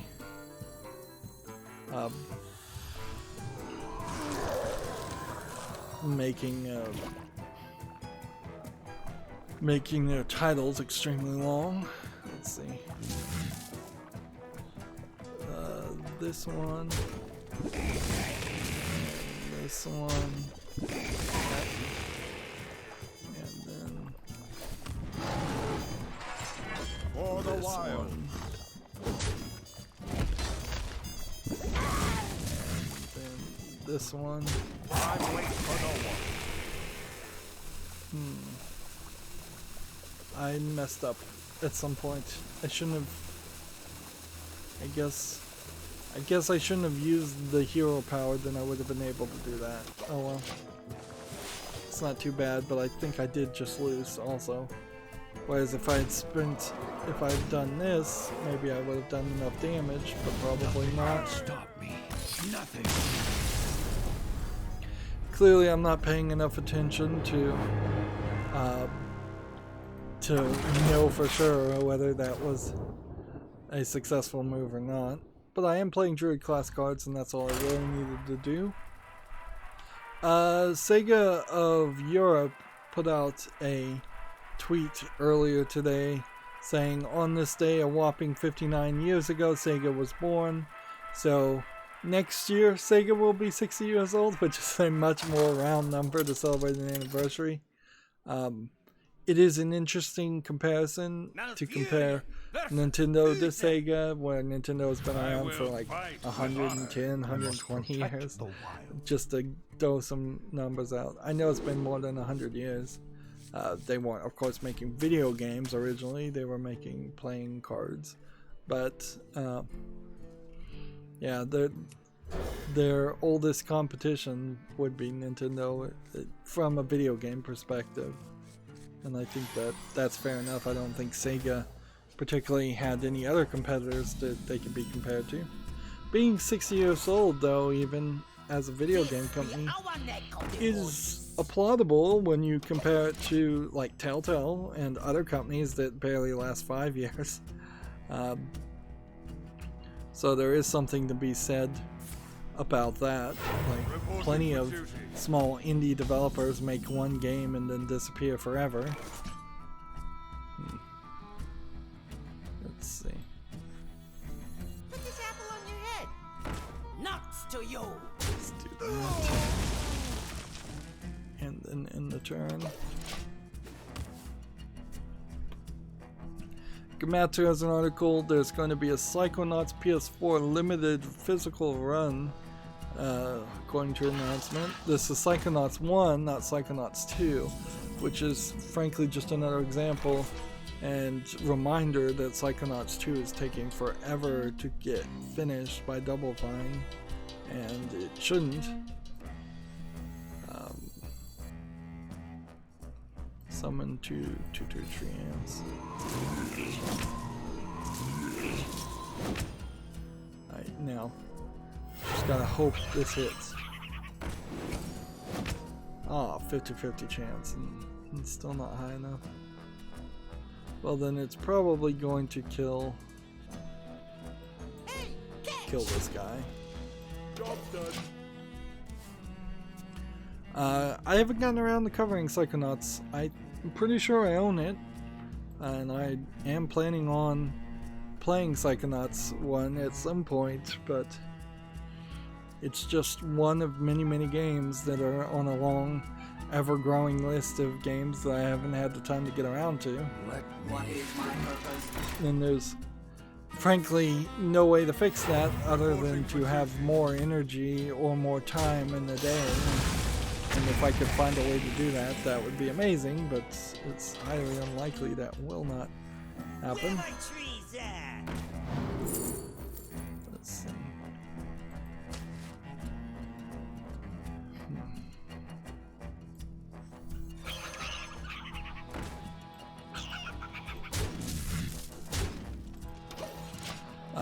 Gamma Sutra has an article here. Niantic is ending Apple Watch support for Pokemon Go.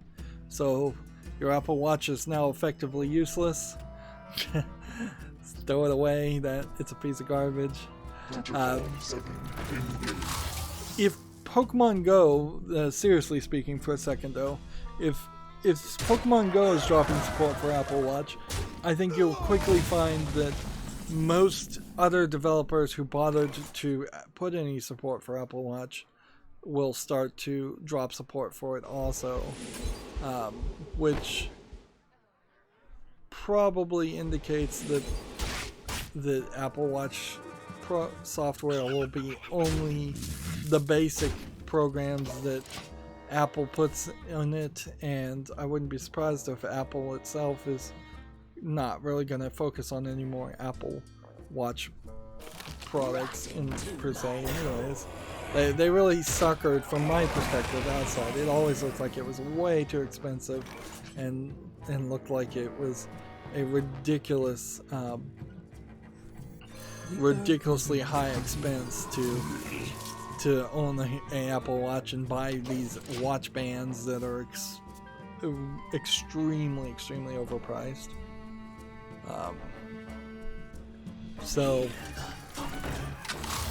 yeah, I wouldn't be surprised if they stop support for the Apple Watch. They really haven't announced an Apple Watch 2, and frankly, it probably should be 20 years before anybody would release a watch product that could do everything your cell phone does on a smaller screen and a smaller battery. Let's see. The Earth Mother was busy.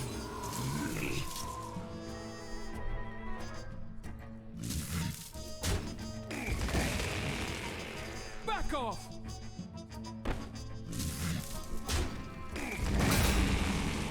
Back off! Here we go. Next we have a game on Steam called Corona Borealis, which looks like a Western visual novel dating sim. And looking at the video, the animation looked particularly good, and frankly, looking at these stills, it looks pretty good too. Now I'm seeing a slight influence for the anime art style, but I am definitely seeing some Western art elements here. Let's see if we can not show that, but I was trying to show the video from the beginning. Access denied. So particularly you have this side smirk smile that is grabbing my attention. You have a plaid t-shirt, which is not something you really would see in Japanese fashion. You have what is an implication here of two people that are actually in love, instead of a standard, oh, it's just a guy who is trying to convince somebody that one of 5 girls that he's in love with. It doesn't feel like this is particularly a harem case, although there are some other female characters. So yeah, this does look like it has some appeal. It's $8.99 if I can read that right. Is it $6.99? I think maybe it's $6. English, but not full audio English. I've run into a lot of visual novels like this on the fall list, and then on second look said actually no, they're not that not worth playing, but most of that is due to the reviews. So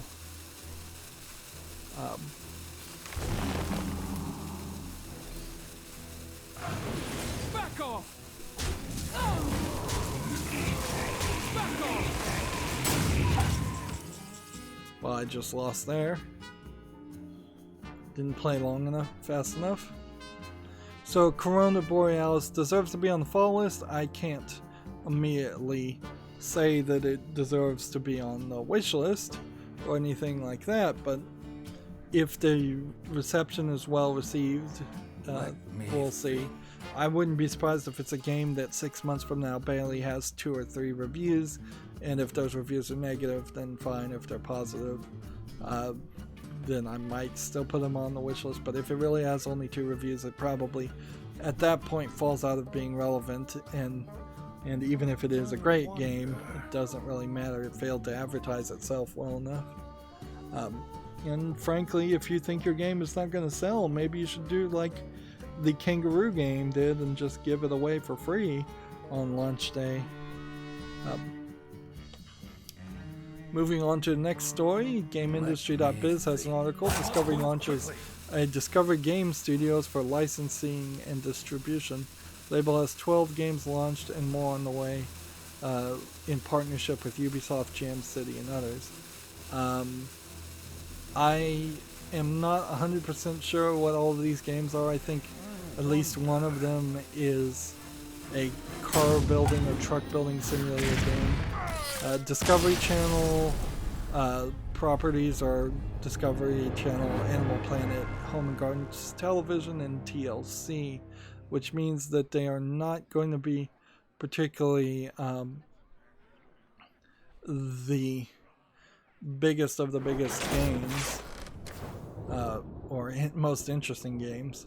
A Trading Spaces video game, for instance, not gonna sell very well. Let's see.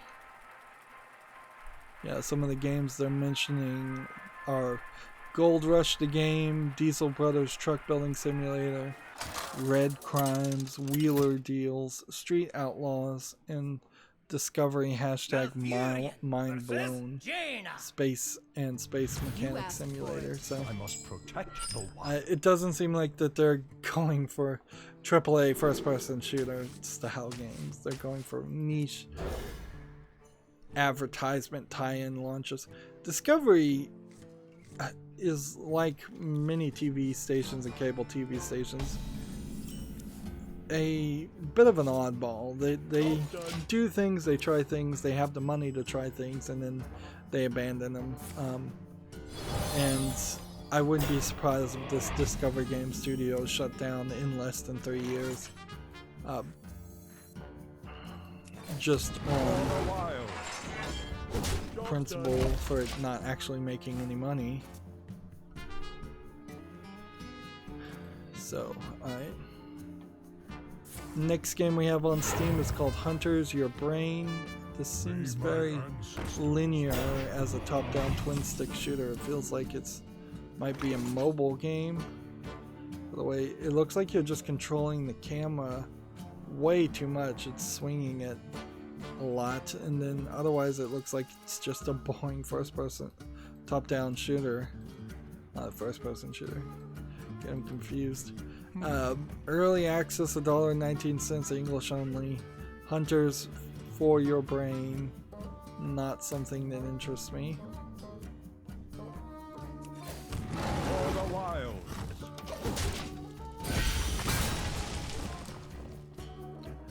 Next we have a game on Steam called Alien Invasion, which looks like an asset flip game. I can't even see what is being shot at in that extremely short video, and every screenshot here does just look like a tiny asset flip area field.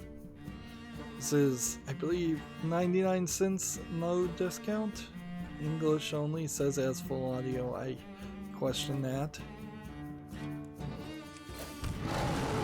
For the wild.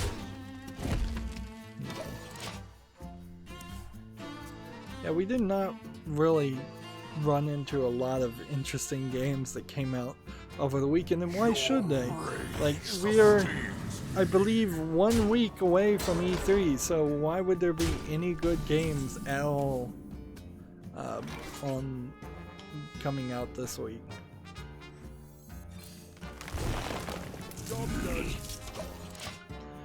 Next game we have on Steam is called Pocket Assault, which looks like it is a clone of Revolution X.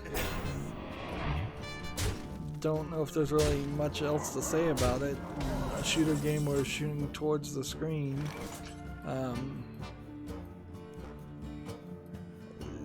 Yeah, I don't see anything here of actual interest. $3.99 English, claims to have full audio. This game is saying it came out in 2019. So unless Pocket Assault is a re-release of a very old game and I just don't recognize this, this really just seems like it's just a clone of a game that people maybe remember playing when they were going to arcades as a kid, but actually is also a game. Revolution X as a shooter game isn't that good and won't play the way you would like them to play until you were playing it in an arcade style game where you're shooting. Time waits for no one. What shall we hunt? Let's see. For the wild. Just in that turn. Yep. Sadly, most shooter games have no good way to be played on PC or consoles. Not without spending $150 on a special light run and then doing a lot of setup. It's not a relevant thing because it's not likely that an average person would spend that expense. And if we were to really compare apples to oranges, I guess I would be more happy to play a Got one. let's see. I would be more happy to play a old arcade game that's a shooter than I would be to Got one. to play a VR game. So Soiled! Got one. there is something, I guess, to that. For the wild. Yeah, but having some nostalgia around Revolution X, yeah, I definitely want to play Revolution X on a PC with a mouse and keyboard before I'd want to play most VR games. Because, yeah, most VR games, even though they might look prettier and not even as good as that. What to do? Moving on Steam, we have a game called Love is in the Space. This looks like a low-effort asset platforming game of some sort. It looks very monotone with barely one color in each screenshot. I don't really see anything here that catches my eye. It's $7.99 with English allegedly full audio. That's pretty much all I can say for most of these games. Yeah, it's just a platforming game where you're avoiding things. It has dark screenshot syndrome, where you're... Alright. What can I do? Keep myself alive. Got one. That. Job's done.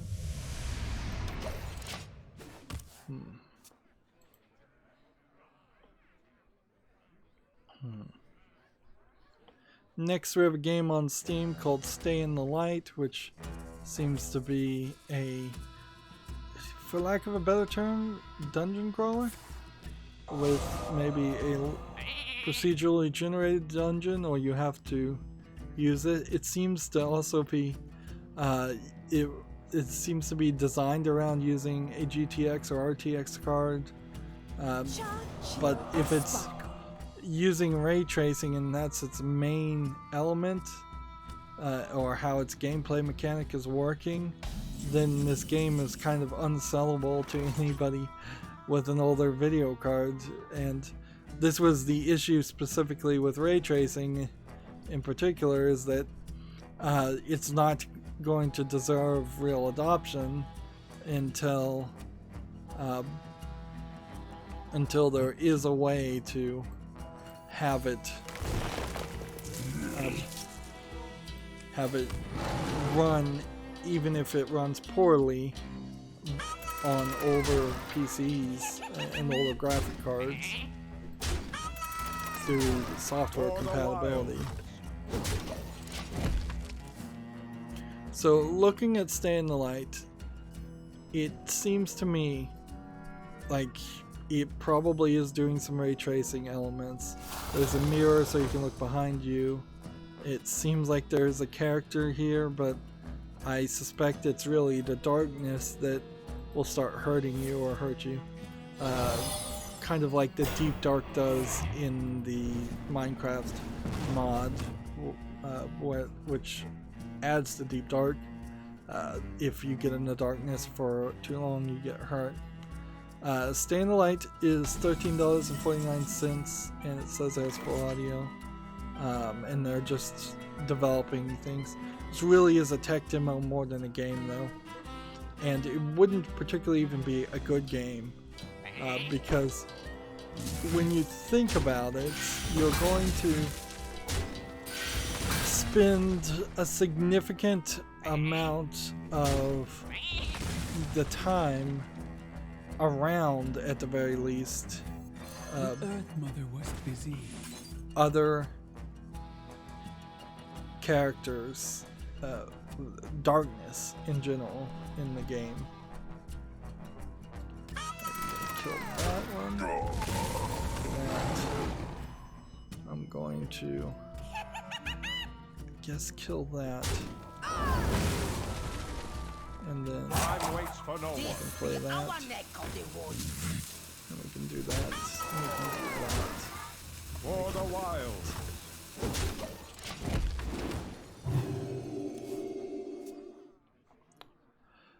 Next article we have: Google announces a Stadia Connect conference for June 6th. So perhaps this is the second attempt at announcing Google Stadia, their streaming service. They're doing it right before E3. So yeah, one would hope that they have partners in games to show this time, and that they've really are going to do a 180 from what the first announcement was. That being said, the Stadia still, until it's actually got some real world examples of it working, it still feels like a lot of fluff and a lot of sales pitch and very little actual development or actual product to sell. We have Level by Level Gaming on the chat typing hello, hello. I don't even know if we're going to make it to the Asian account today. I may just play off screen as a way of resting my voice. My voice in particular feels rather rough. Let's see. 2 damage to everything at the end, or rush.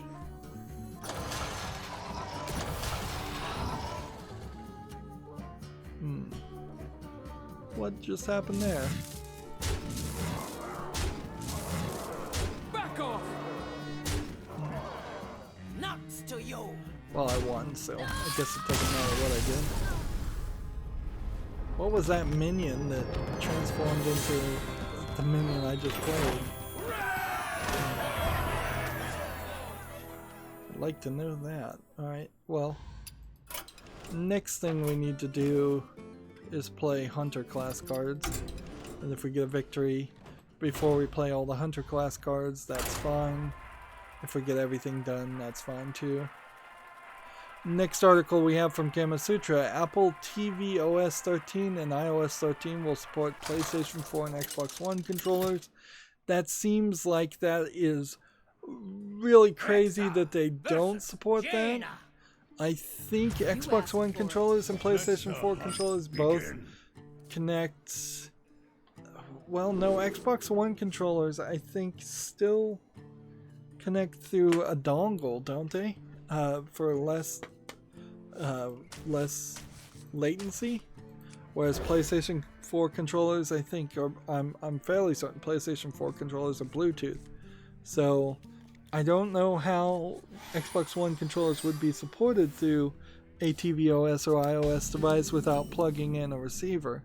I know the Xbox 360 ones definitely use a receiver, and I have long since personally gone to being plugged in because I was tired of batteries dying in the middle of recordings and just having to worry about that as a concern, and being plugged into the computer directly with an Xbox One controller works very well. Level by Level Gaming says, "Oh no, you've been sick? ? No, not really. Not any sicker than usual. I've just been recording a lot, and 5 years of talking so much has just worn my voice down. I probably don't do enough voice support there. There's this thing called throat coat that's like honey and lemon that you're supposed to make and drink before singers do it before any performance. I probably should make that, but I don't. Allergens and allergies in particular have started happening because it's spring and there's a lot of varied weather elements where it's we're kind of getting weather in the summer of it being very hot and humid and raining sometimes, and it's just all over the place. But no actual sickness. I'm usually only sick once a year. Perhaps I suffer from just chronic sickness and insomnia, and not sleeping well doesn't really put you in a good physical condition. Being a YouTuber sitting in a chair most of your life does not put you in a good physical condition. My general healthiness is never what I would like it to be, but yeah, I just need to take more breaks, as it were, for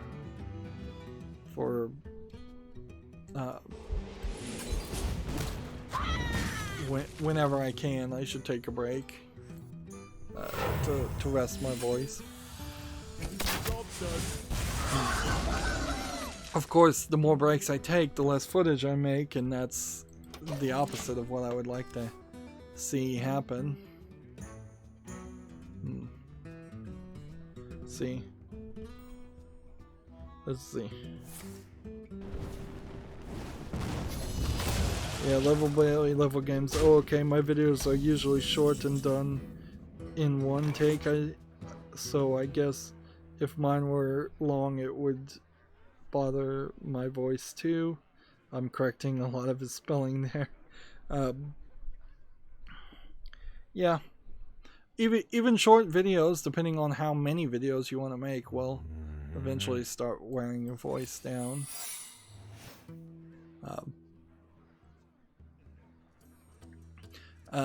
I probably am in the top 10% of making content when it comes to how much a person talks.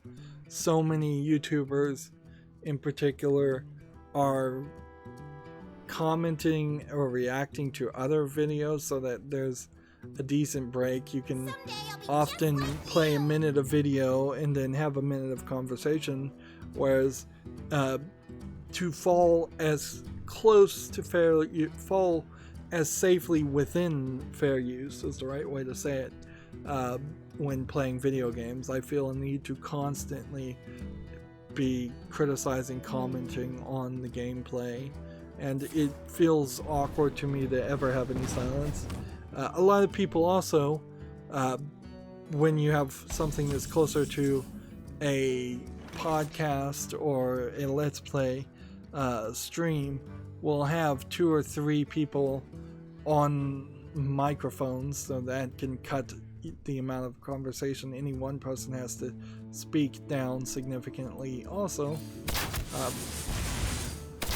And then there are also some YouTubers that feel like they need to always be on and entertaining, and it can either be entertaining or it can be very annoying. Jesse Cox is a YouTube streamer, and whenever I watch him stream a game, I'm like, I can barely spend five minutes listening to him because he's totally trying to be on and entertaining and putting on this kind of fake sounding persona. And then you also have a lot of people that are trying to talk to the people who are watching the video, but it's a pre-recorded video, and they're like they're asking questions as if somebody could really respond in the comments after the fact, and trying to make it feel like it is an actual conversation when it really isn't. YouTubers should realize that they are performers. They are like theater actors. They are not interviewers or friends of their fans that are having a normal back-to-back conversation. Anyways, moving on this article, the inclusion of support for PS4 and Xbox One controllers, regardless of how Xbox One actually connects to these devices, does seem like it is a move towards more game support. Remember, I have to remember, I had forgotten this, that they had announced Apple Arcade to come out, and with Apple Arcade potentially having maybe something closer to AAA games, although I would still probably call them indie games or single A games, that Apple Arcade may very well be making a push for better quality mobile games, which would be very much appreciated. Right. Let's see. This, and then that, and then that, that.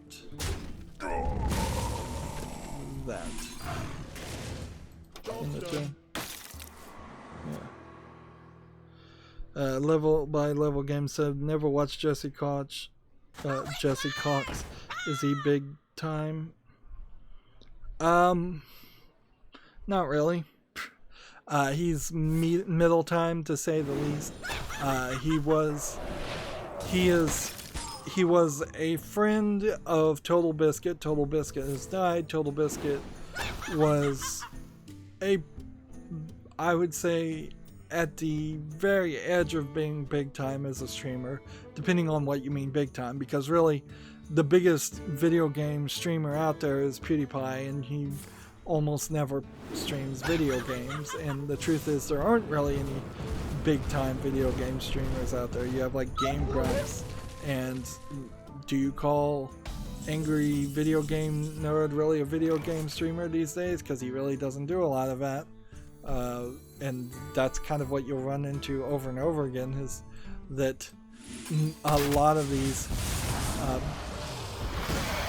the people who started covering video games have stopped doing it. But yeah, Jesse Cox, friend of Total Biscuit, he's on the Co-Optional podcast with his widow, and a guest comes on every time they stream. It's supposed to be a weekly show, but it's inconsistent. And then there's another female streamer that goes by the handle Dodger, who's also not that big. Jesse Cox is best known, I suppose, for doing short 30-minute playthroughs of games and then kind of not showing any more of it, so it's not a complete playthrough, which I find annoying. And he seems to definitely try to cover games that have lewd adult elements in them, even though that's going to get him demonetized, or games that have scary things in them. So he seems to very much be looking to get as many views as possible, but I frankly don't think he's that good. I don't think most of the big time streamers are that good. But what I'm looking for and what the average viewer is looking for may be completely different. I don't like most streamers. Perhaps that is the best indication of why I am a streamer, or at least one of the reasons, is that I was definitely not inspired to be a video game YouTuber because of other people. I was inspired to do it because I actually love video games as much as I'm critical of them. It's time to move over to the Asian account. And it came down to a point where I was playing a ridiculous amount of video games anyways, which has always been the case. I always played a lot more than most people. So it came down to a point where, did I want to have no evidence that I was doing anything with my life, or did I just want to make kind of an audio diary of what I'm doing and just talk about the games I'm playing and criticizing them? And I'd been criticizing as a hobby movies and TV before that, so it was kind of a natural extension.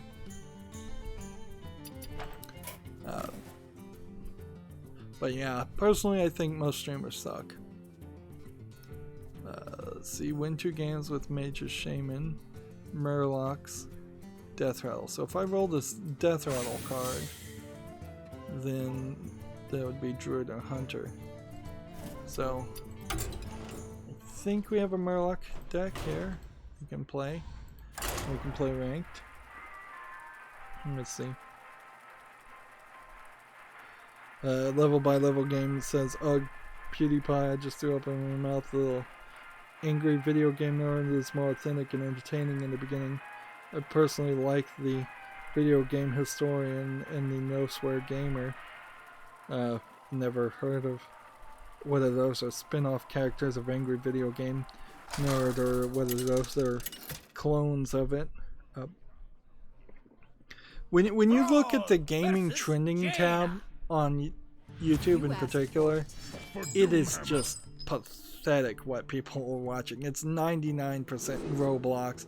It's all these people that I would never click on their thumbnails. I would never want to watch it. So I definitely am not in the majority as far as what video gaming is on YouTube, and maybe that is because there's a bunch of 9-year-olds that are just playing Fortnite and they just want to watch other people play Fortnite. But that's fine. I always pretty well knew whatever content I made was going to be pretty niche anyways. Moving on, we have a little bit more news, and then we have a little bit more daily quests to do on Asian account, and we may finish that first. Hearthstone put out their update for the June 3rd update. It seems so crazy that the release schedule's on this.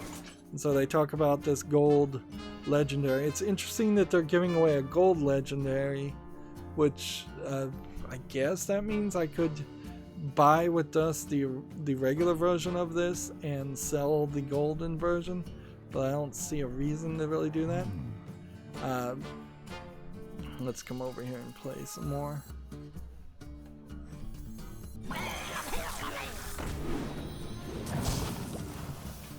Add a lackey.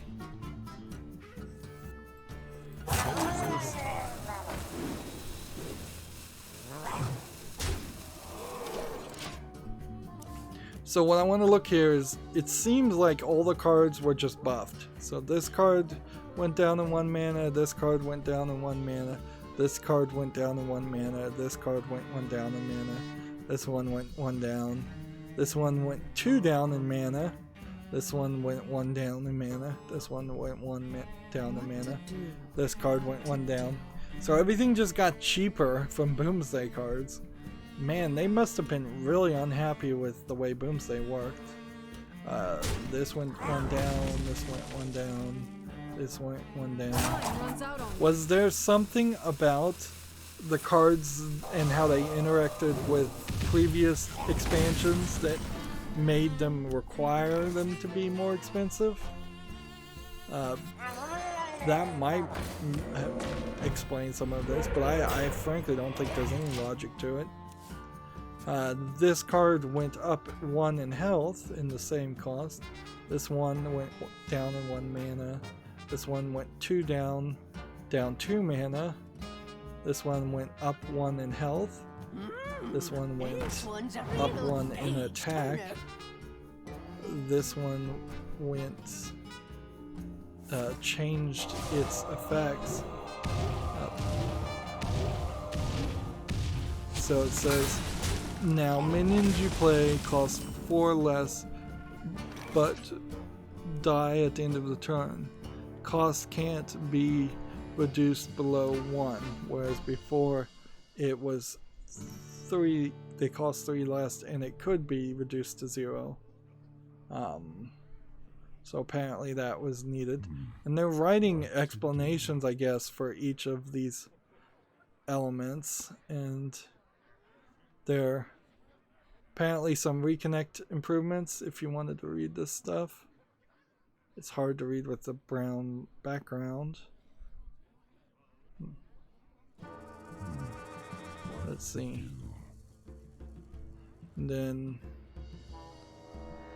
apparently you can access some of the stuff offline now, and matchmaking improvements, and arena set rotations, which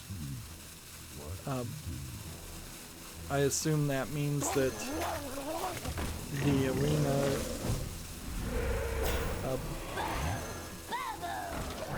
arena cards are not going to be allowed or to be purchased as easily.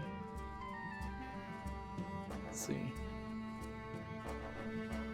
see. Last Master Boom needs more subjects, and what better place to find them in the arena. Starting with the rise of the mech update, the available cards in arena draft will be rotating to the following explosive sets. So arena is being changed. I don't even play arena.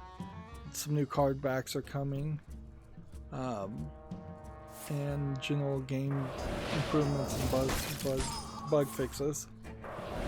It is so weird to be putting out any kind of update though, with the single player expansion not finished.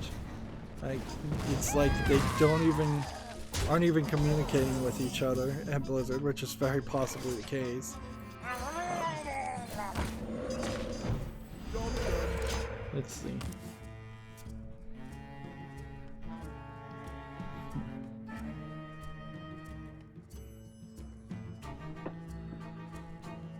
Moving on to the next story, Komatsu has an article. Square Enix announces Outriders. They have announced a new title. It plans to share more information about during the E3 live event. There's a video here. Let's see. This animation doesn't look amazingly good. If this is really all you've got to show is somebody in a cryo chamber, that's not much of a bit of information. Yep. So that is definitely a teaser trailer. So you might as well have not heard that information for as little bit of information you got. Moving on, TechRaptor has an article, Where to Watch E3 Couch Conference Guide, which would be slightly helpful, I suppose, is to have the list. You can watch Xbox on this link to Mixer, or and the time is here. I don't know if you really need to watch this on Mixer though. I'm fairly certain this page would maybe get updated so you can watch it on Twitch or YouTube. In my previous experiences of it streaming, YouTube worked better than Twitch and Mixer by far. I don't know. I'm almost certainly not going to be awake and watching the streams of E3. I've tried that 2 years. It really didn't get me a lot of views, and it really just got me a lot of copyright claims for trailers that are not legally allowed to be copyrighted, and music playing in the background. So But this is helpful if you did want to watch all of this. Frankly, what got shown in the past couple of years in which I covered in, a lot of the games still haven't come out. Like the vast majority of games announced in the last 2 years at E3 have not come out. Or they did come out and they weren't of any real mention, they weren't good or worth the time that they were given. Or they were something that was so big we knew was already in development before E3 started, and we knew it was going to come out anyways. I guess I could, as just a brief opinion piece here, let's jump back into a game. We could highlight what would be worth watching, which isn't worth watching. The Xbox live stream, I think, is probably your number one that you would want to watch if you're going to watch anything live. Although you're just going to get a recap later, and it'll save you so much time. The Bethesda stream is not going to have anything, in my opinion. I can't imagine that they'll do anything other than tease Elder Scrolls and tease Fallout and tease Starlink, their space flying third series, but they'll have nothing to really show. Devolver Digital will have nothing really to show at all. It hasn't. The Upload stream I've never even heard of, so I don't think that's worth watching. The PC Gamer stream, not really worth watching. The Limited Run stream, not really worth watching. The Ubisoft stream is probably going to announce Watch Dogs 3 and maybe a couple other games. There will probably be one small indie game that Ubisoft is publishing. I wouldn't be surprised if they tease or announce another Assassin's Creed game. The AMD stream's probably not worth watching. The Kind of Funny stream is definitely not going to be worth watching. The Square Enix stream will be interesting because I imagine it's not going to really announce anything. Square Enix seems like it's been having a lot of trouble. And then the Nintendo stream, which is not really an E3 stream, but it's just around that time, will probably not announce anything either. It really is just Xbox's event, and Xbox, in my opinion, it would be a good time for them to announce hardware in particular and focus on hardware instead of focusing on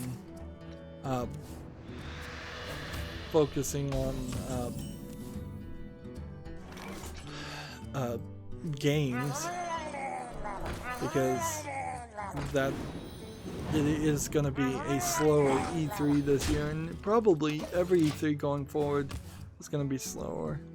The EA Play also is happening, and here it says they're going to show off Star Wars Jedi Fallen Order, and Apex Legends, and FIFA and Madden, The Sims, and Star Wars Jedi Fallen Order might be slightly interesting, but I wouldn't be surprised if it also is just an instance of a teaser trailer and nothing else.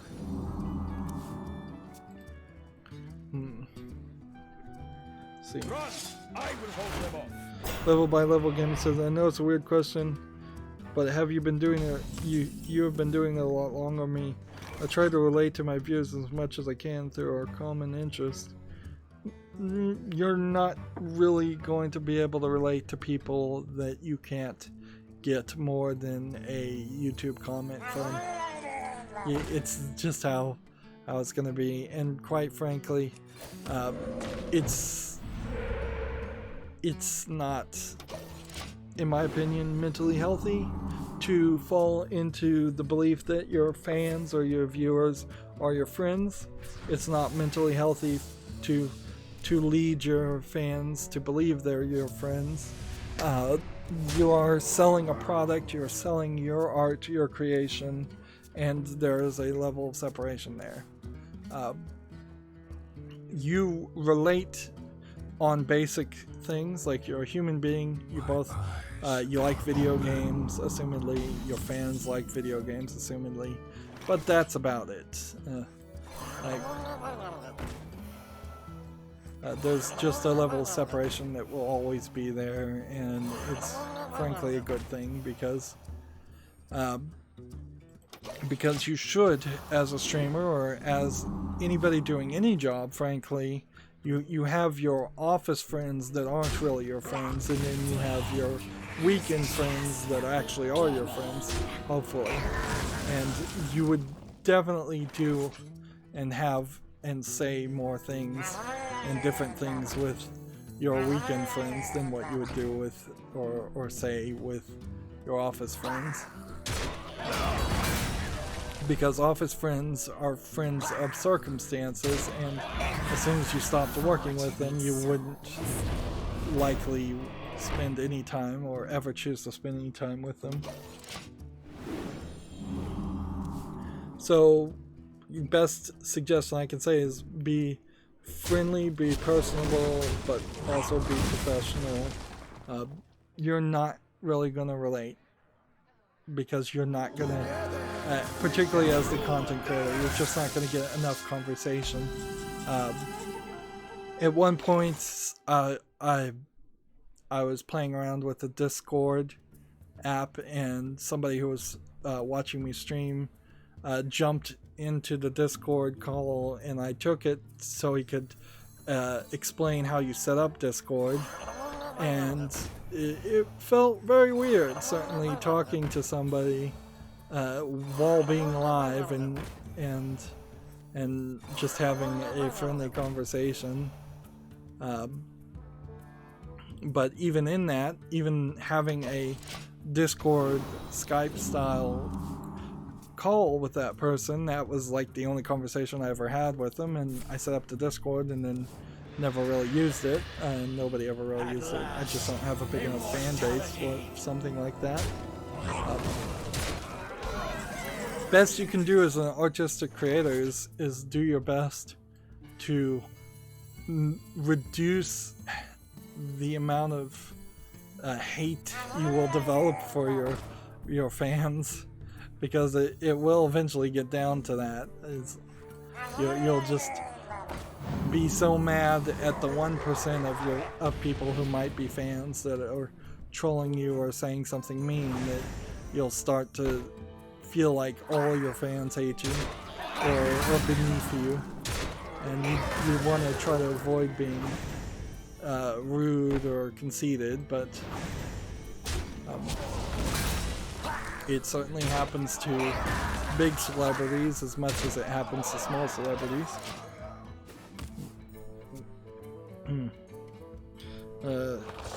Level by level said, "Oh, that's very insightful." Yeah.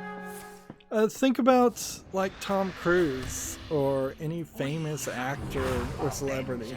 They say they love their fans. They are usually polite to their fans, but they don't really relate, and they really can't relate when you're Tom Cruise, because you're making millions of dollars per movie. You are in a completely different position. So yeah, it's not about relating. It's about, in my opinion at least, it's about providing good content and just doing what you can do as a single-sided concept. So like when I make my videos, particularly my first videos, I assume nobody's gonna watch them ever, and that's pretty much still the case for my YouTube channels, that most of the videos get 5 views ever. So the best I can ever do when I'm making pre-recorded videos is to just do as well as I can to make good content, and then put it out there and hope that it finds an audience. And particularly when I make pre-recorded videos, it would make no sense if I started talking about one fan and what one fan was talking to me about, because then it is a conversation between two people instead of a presentation for everybody.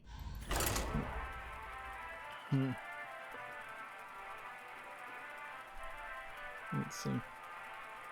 Level by Level Gaming is typing, haha, hate, wow, that's really honest. I started watching because you have a truly unique format and I enjoy seeking out good small-time creators. Yeah, I don't hate my fans for what little it is. Although, if you look at my one of my best viewed videos, unfortunately, is a Kerbal Space Program game tutorial that the audio was just horribly balanced because of the game and not really my fault. And so many people got on that video, just random people who had never seen any of my other videos. They were recommended that video, they watched the video, they were upset because the tutorial did not end in success because Kerbal Space Program is just badly programmed and badly tutorialized as the player. And so they were upset that I didn't succeed, even though I never promised that I would succeed. They were upset that the audio was bad. They would put out, they put comments going, you should learn how to do audio before making a video, and just mean YouTube comments, which I haven't gotten a lot of. And that was fine when it first came out, and the first few weeks it came out, but it's been several years and I still every now and then get somebody who finds that video and comments and says you need to fix the audio, and there's like a pinned comment going, yes, I realize the audio is bad, I'm sorry, I tried to fix it as much as YouTube lets you, which is very little. YouTube does have a small YouTube audio mixer, for lack of a better term, but yeah, that's probably the closest I've come to hating fans, is when you get these random people who want to complain about a very old video. And I can't really take the video off YouTube because it has too many views, and it still gets views, so I kind of need it to try to get my YouTube watch time up and the view time up. But frankly, if I could just delete it and it wouldn't hurt my channel, I would just delete the videos.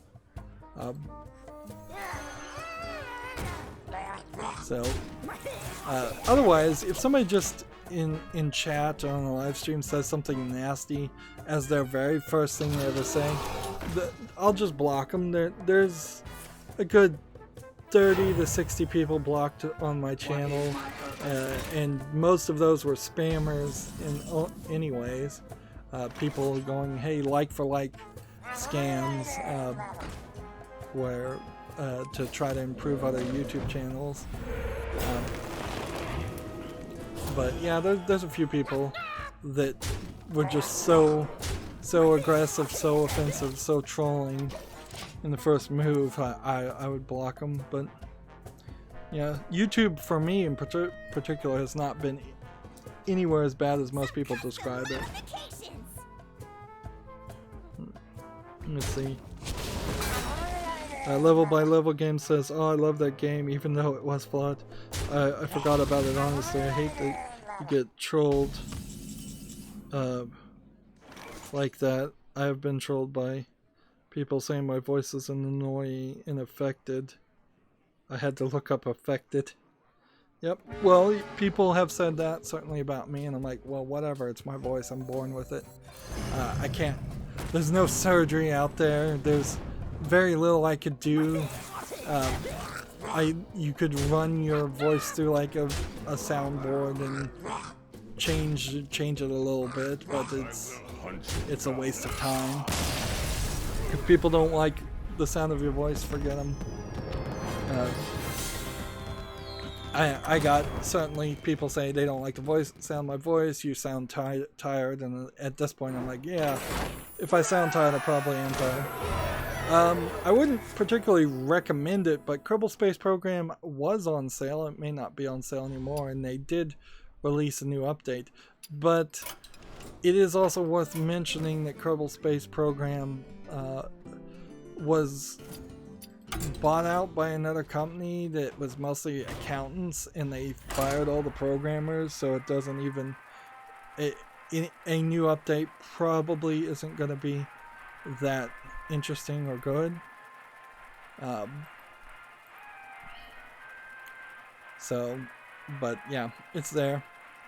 I think particularly Kerbal Space Program has just failed.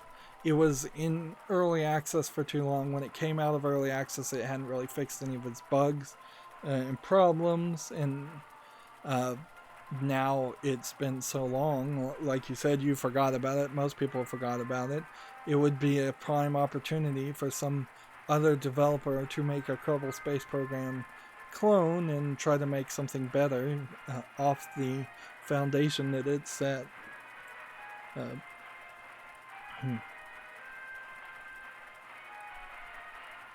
level by level game saying my point was I'd like to see them try to do this, and it's like that's an easy thing to say. Certainly I'll say that to people too. It's like, YouTube's free, just make your own video if you don't like mine. You may sometimes I'll review a game that people have nostalgia for or love for, and I don't know anything about it, so I'm covering it as a blank slate, and they wanted me to cover it from their nostalgic perspective that in which they're in love with it. And the right answer there is YouTube's free, go make your own videos. Like, that's the whole point. This is democracy and free speech in action. Everybody can make their own videos. Everybody can put the time in and put the effort in if they want to. Moving on, I think after this game I want to try and wrap up, so I'm going to focus on the remaining games because there's quite a bit. We have a game on here called Nighty Night, which probably is an asset flip, top-down hack and slash. Seems like you're fighting ghosts on a platform. So it's like a top-down hack and slash game. It doesn't look particularly well polished. Let's see, it needs a controller. It's $4.49. English interface. Yeah, nothing there of interest. So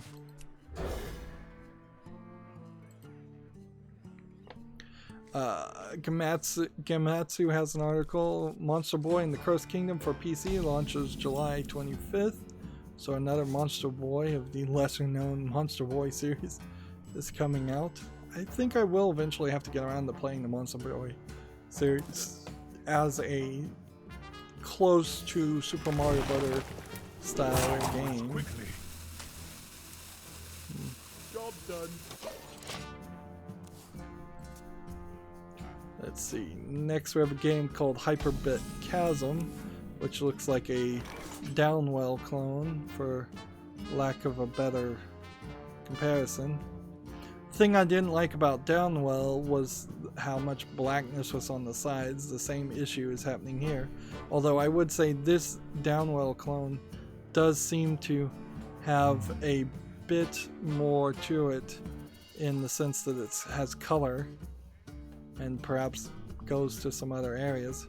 Seems like you're playing with a character that looks very much like Shovel Knight.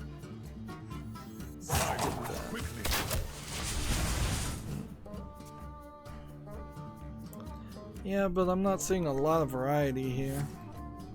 You're really gonna have to love Downwell to play a game like that, and I really didn't like Downwell. $13.99 for this game, that's really expensive. Full audio on English, it claims.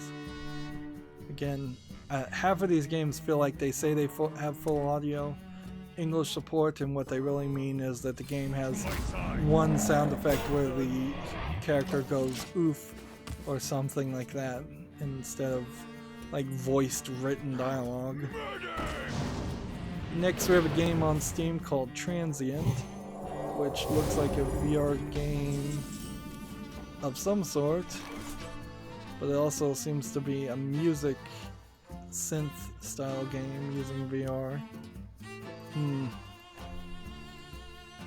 This to me looks like a mess. Perhaps if you understand how to use synths and make music using this interface, there might be a game here, or software here. I don't think this really is a game at all. They want $15.99, and it seems to be a VR game, but doesn't seem to require VR. which is weird. I've run into quite a few games like this where the VR warning is not there, and I don't know if that's because it has some small non-VR mode or there's a complete non-VR mode in it.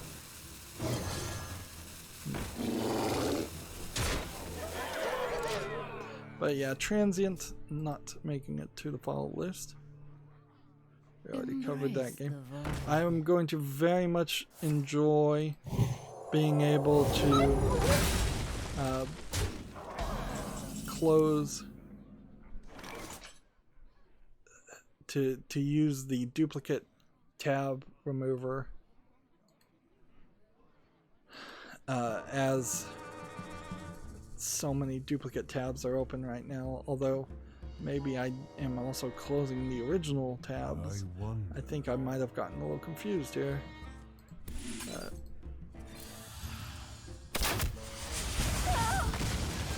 Let's see. Play this. And play this.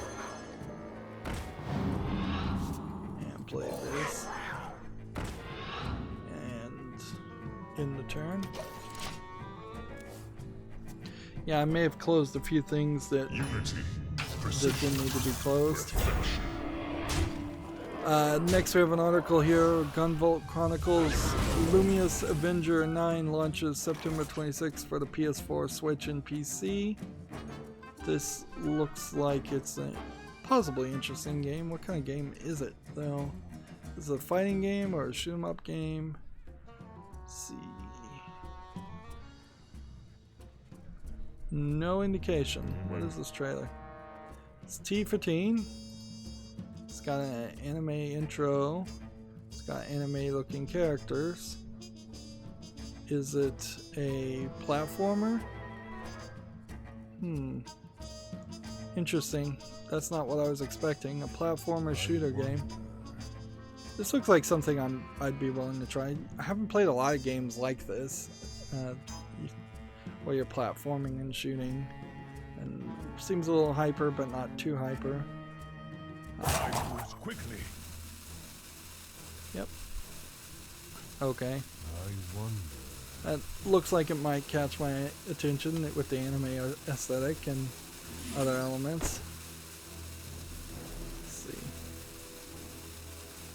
Deal.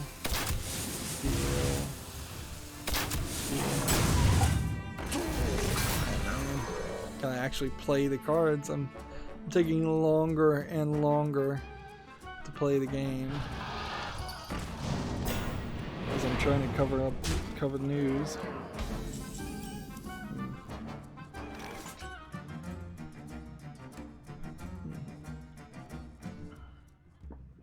Looks like my Nightbot plugin trick is not working right now also.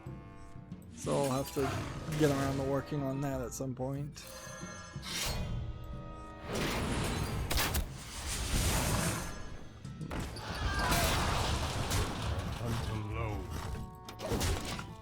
Next we have a game on Steam called Truki Max, which looks like it might be a platformer game. Now, the animation here looks fine, and the animation of the character looks fine, but then the background animation looks kind of bad. And looking at the gameplay here, it seems like this is more of a tech demo than an actual game where you're just flying and then taking on several bosses. I'm not seeing any coins to be collected or any other gameplay elements. It seems like it kind of is just a boss rush. I'm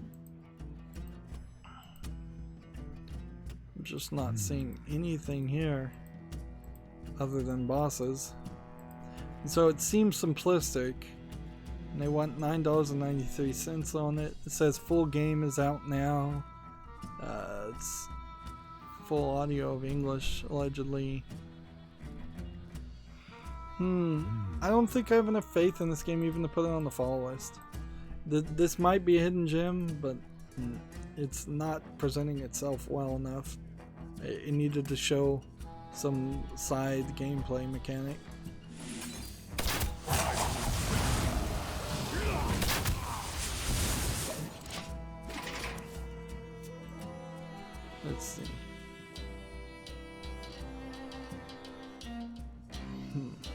and we're getting into Tech Raptor not loading again. I think we already talked about this game, but Tech Raptor has an article. The Princess, the Stray Cat, and Matters of the Heart get June release dates. I believe these are all one game. It's a visual novel. It's coming out on Steam for $19.99. It's a little weird even for Tech Raptor to be covering a visual novel per se, and I'd have to go to the Steam page to determine whether this is a game that has any nudity or sexual content in it, although it seems like it's going to be at least a little bit lewd when you have these kind of characters being drawn. Let's see.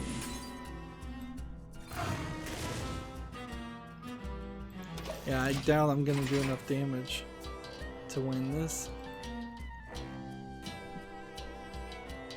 Next we have a game on Steam called Answer Not, K-N-O-T, which looks like it's an asset flip horror game. It says it's a first person interactive fiction game. Let's look at this video and see if there's anything here. So you're kind of walking around an apartment trying to figure out what's going on, I imagine.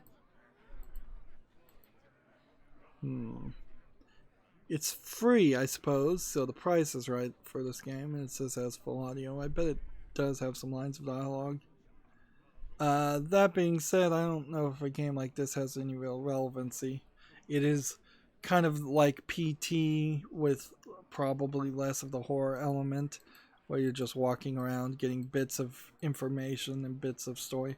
Or Gone Home would be, I guess, a better comparison, a lesser version of Gone Home, and I don't think I particularly need to play a lesser version of Gone Home. Well, I'm doing terrible on playing Hearthstone anyways. Do we have enough daily quests done? Yes, for everything. I'm not even sure if I should have purchased all the single player expansions. Yeah, I've got everything purchased. So let's just go through the last few games. We have SteamWorld Quest Hand of Gilgamesh. SteamWorld is apparently a whole series of different styles of games in the SteamWorld style. This is a card-based RPG that is already rated positively, so it deserves a follow. It's already on my following list, so I just wanted to mention it, I guess. Next we have a game called Busy Spider, and while I would love to play a game where you play as an insect or a spider, so far I have yet to find any single one that was actually good. So yeah, this seems a little too cartoony and a little too video gamey. Frankly, if you're going to play as a spider, you probably need a slow narrative game where you're going through the entire lifespan of a spider, and you would have to write it extremely well. Also, I do believe it is asking $44.99 for this game. That's ridiculously expensive, and for that price tag alone, the game does not deserve my time. Let's see. Next we have a game on Steam called Treasure Chest Core, and then a bunch of Asian characters. This looks like this might be a Chinese low effort RPG, or this might be one that catches my attention. I mean, having 4 anime characters in your game certainly catches my eye, but this kind of does seem close to a clicker game or just a very grindy RPG element with, like, you know, dungeons or bosses or anything like that. It's $16.99. It says it has Japanese full audio, which makes it imply to me that it is actually a Japanese game, not a Chinese game, although it might be Chinese too. A simple Time Killer Game is the one recommended review, and yeah, from that perspective, it's not worth it. TechRaptor has this, and I already talked about this. Anthem 1.2 patch live Cataclysm update by BioWare. From what I've heard, is they've been radio silent, and then they updated their schedule to take all of the Cataclysm promises, all the dates away from that, and just promise that it's still coming. I would not hold your breath, frankly, that the Cataclysm update is coming. I would not be surprised if Anthem is already abandoned. It's even if they do the things they promised, they're not going to go above and beyond what they're promising, and even if they did more than that, it's still not going to be a well-received, well-played game. It's dead. Gamasutra has an article. Researchers pit DeepMind AI against human Quake 3 players. So this looks like this is mostly a video if you were interested in looking at that on Gamasutra. I'm not particularly, don't have the time for that kind of stuff. Let's see. Level by Level Gaming says, once again, it's been good. Keep staying true to yourself and your style there, brother. Gotta go. Alright, bye. Thanks for watching. Thanks for commenting. It is always fun in the streams, particularly when it is a back-to-back conversation, to talk to new people. And it stops me from having to do the same 5 rants over and over again, which is what I often just boil down to. Next we have a game called JetX Space Edition, which looks like a flying around space game. I'm being really critical today, certainly, and most of the games haven't been anywhere close to deserving a follow. That is in part because we are a week away from E3.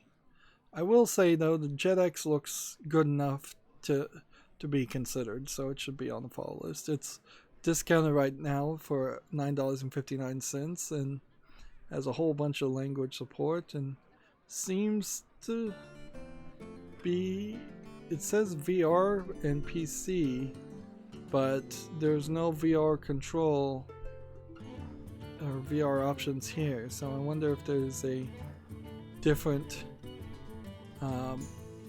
VR version. There's like a space edition, and then there's something called JetX alone, which includes the JetX and JetX VR.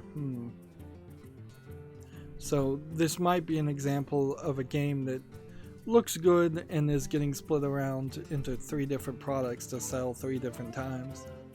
But I'll give it a chance at that price and put it on the follow list. Next we have a game called Cold Silence on Steam, which I'd kind of like to see what this video is, because I'm not really grasping what it is. Seems like it's a platforming game, for lack of a better term. A platforming, boss fighting, shooting game with a kind of unique art style to it. A simplistic art style, certainly. Not particularly sure I'd want to play a game that looks like this. Like, just because it's a different art style does not mean that it actually is a good art style. This one's probably going to come down the price. Like, if this is a less than $5 game, I'll put it on the follow list and give it a chance. It's $4.99. Okay. I'll put this on the follow list, see if people buy it, play it, and review it. There might be something here. It might be a Super Meat Boy style platformer that's way too hard, thus I don't want to play it personally. But who knows? It needs. I'll give it 6 months, see if anybody reviews it. Next we have a game on Steam called Desert Skies, which looks like a low polygon style game of some sort. where you're fighting crawling, digging creatures. Are you playing as the digging creatures, or are you mining, or what are you doing? Seems like there's a lot of stuff you're doing here. Is this the equivalent of Raft but in the desert? That would be an interesting idea. That would be a smart way to make a sequel to it. This is early access and it's $17.99. It's a little too expensive. Doesn't require VR, it's English only. I'm gonna give this one a fall list because I think there might be a concept here of playing in the desert and trying to survive, and instead of having the shark attack you, having this crawling creature attack you. There might be something here, or this might just be a lot of concepts that are put together well enough to make an interesting looking trailer, but not well enough to make an interesting game, because there certainly is a big difference between those two things. Next we have a game called False Fronts, which is a very colorful first-person shooter game from the looks of it. Excuse me. Again, just sore throat, so much talking, not enough drinking of water. Although drinking as much water as I normally do causes other problems eventually. I don't know how you look at False Front and don't think that it isn't just a Fortnite clone. And when it's from this self-published developer that I've never heard of, I don't know how this becomes a competitor to Fortnite. I don't know how anything beats Fortnite looking like Fortnite. I think you have to go in a completely different direction. This is early access for $8.99. It says it's single player, but I think it's mostly multiplayer focused. And yeah, I'm just not seeing anything. I don't particularly like the name either, because False Front makes it feel like it might be a political troll game. Also, it's English and Russian as several other languages. The achievements are 20 achievements, is nothing. So I don't see a game here that I'd be interested in playing, and I don't see a game here that is going to really have relevancy, because this will just get forgotten in less than a week. Next we have a game called Space Ops VR. Is this potentially a stand in one place and shoot alien bugs instead of standing in one place in VR and shooting zombies? There haven't been a lot of alien VR games actually, depending on how you want to animate the aliens. Well, it looks like you have here something that feels a lot like maybe a Starship Troopers clone or homage, and that might work. Now, this is a VR game, so even if I was to put it on the fall list, it would really never make it to the wish list. It's $11.24 discounted. I think it deserves a follow. English full audio. Space Ops VR. Maybe there's something there. I also wouldn't be surprised if the reviews come in and it's actually pretty terrible. Next game we have is called Freediver Triton Down. And apologies that we're not playing any more Hearthstone at this point, but we just had a lot of games left over this weekend. Freediver Triton Down seems to be a game where you're diving inside of a sunken ship, which doesn't look terrible. Looks like there might be a story or mystery around it.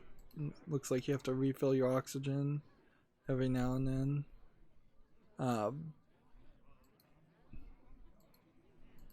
It's a VR game, so I wouldn't be surprised if it's pretty short. I don't know if it's procedurally generated rooms or if it's just the same environment over and over again. but it definitely doesn't look terrible. $8.99. I wonder if there's a movie coming out that's similar to this, and this is a movie tie-in. English full audio. Again, how much dialogue are you going to have when you're in a scuba suit breathing oxygen the whole time? Next we have a game called Gaia. And I had already gone through a lot of these games, so I'm a little surprised I'm still running into games that are not really worth mentioning. But maybe I was not being very critical last time, and now I'm being a little bit more critical. This looks like a first-person shooter game where you're building elements, building walls. Not sure I see enough of a game here to be interesting.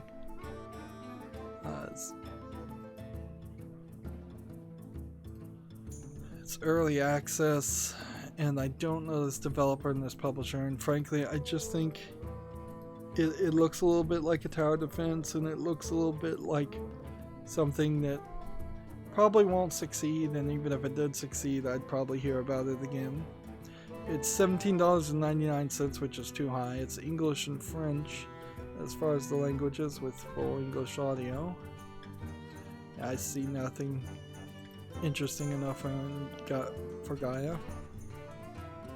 Next we have a game called Deck Hunter, which I'm always looking for new card games, and there is something to be said about the card battles being shown at a angle with 3D models. That's interesting, but it would require a lot of animation, so that might be hard to keep up with.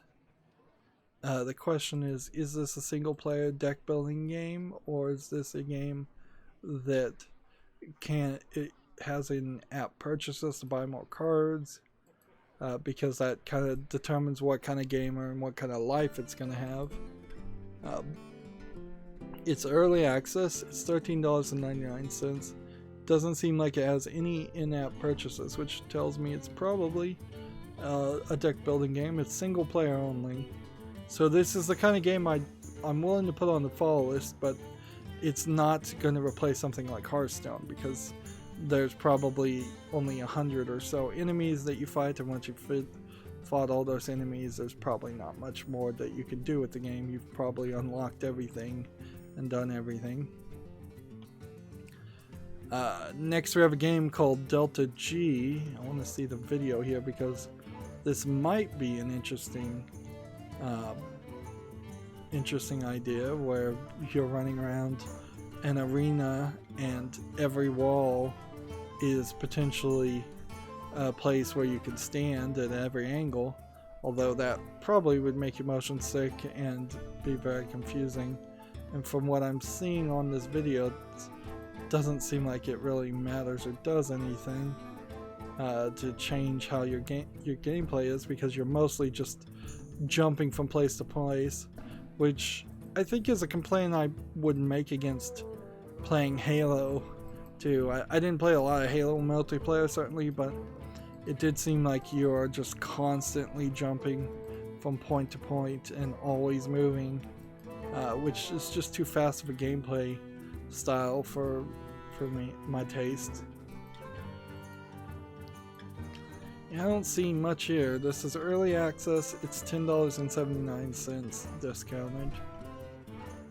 Yeah, unknown developer and publisher. As far as I can barely read the text on most of this stuff. I need to move my screen considerably closer at some point. That's a project I have not gotten around to doing for a long time. We only have a few more games. We have Gato Robo. This is the Game Boy looking Metroidvania with a cat in a robot suit. I think I have to put this on the follow list, even though I don't like that it's black and white. I don't think I can make that argument. You can see it's doing a pretty good job taking up most of the screen.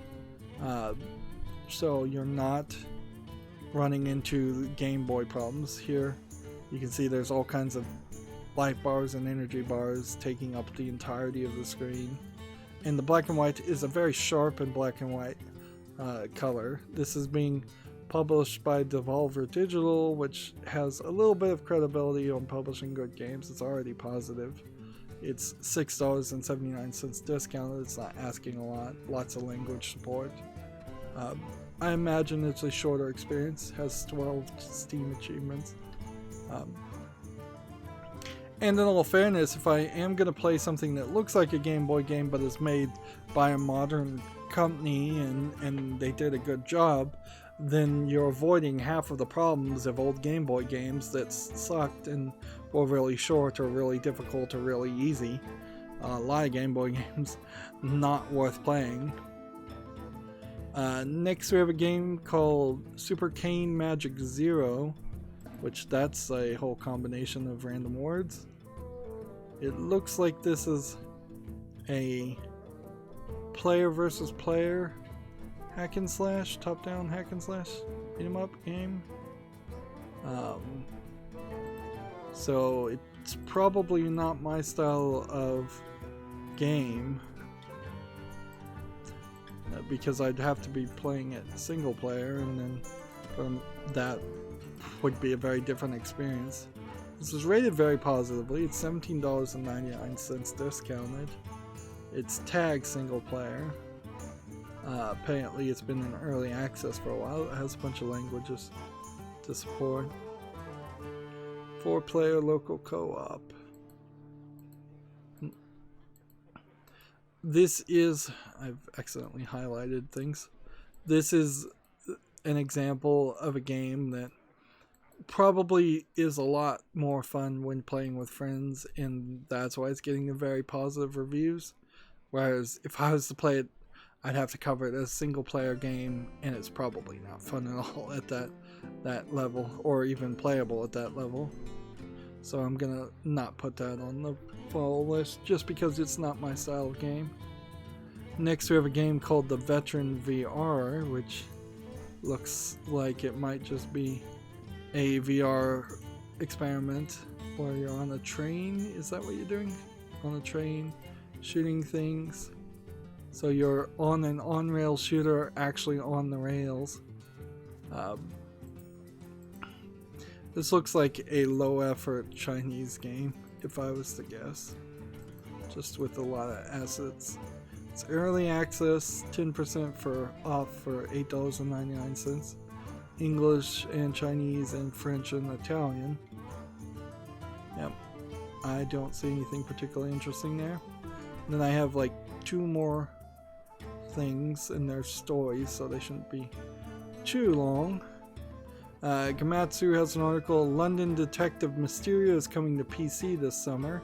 This is obviously first launched on the PSP, and then the Vita. It's a visual novel from Xseed Games. Marvelous Entertainment is the parent company of Xseed Games, by the way. I just learned that. So yeah, another visual novel announced, as is the custom for everything. And then Gamatsu has the EA Play 2019 schedule announced, and it's the same information I think we've already covered, so there's not anything new to say there. So we're done with that element. And then that brings me to the Humble Bundle, so I can look to see if there's any new bundles, but I suspect there won't be.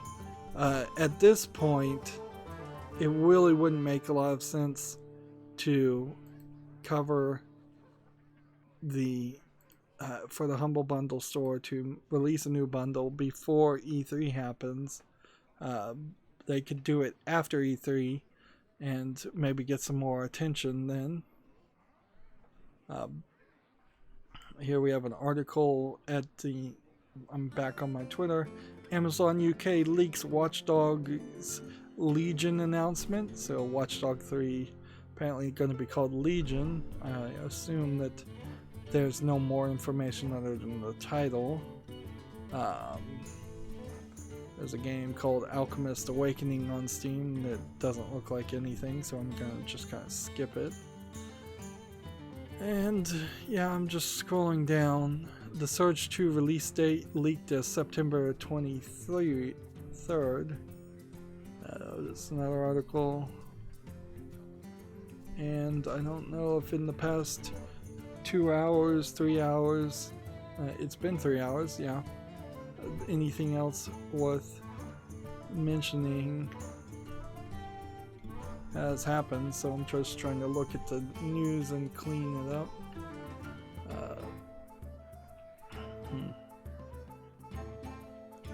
A Sea of Thieves roleplay game in the real world has been announced. That's not having anything to do with video games, though.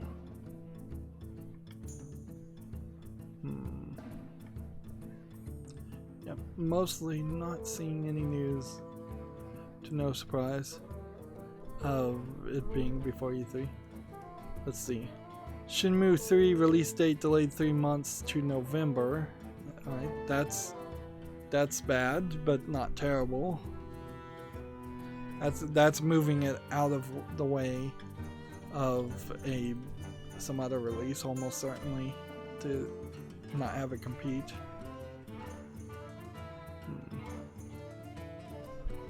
New Borderlands 3 and Todd McFarlane figurines are available for pre-order now.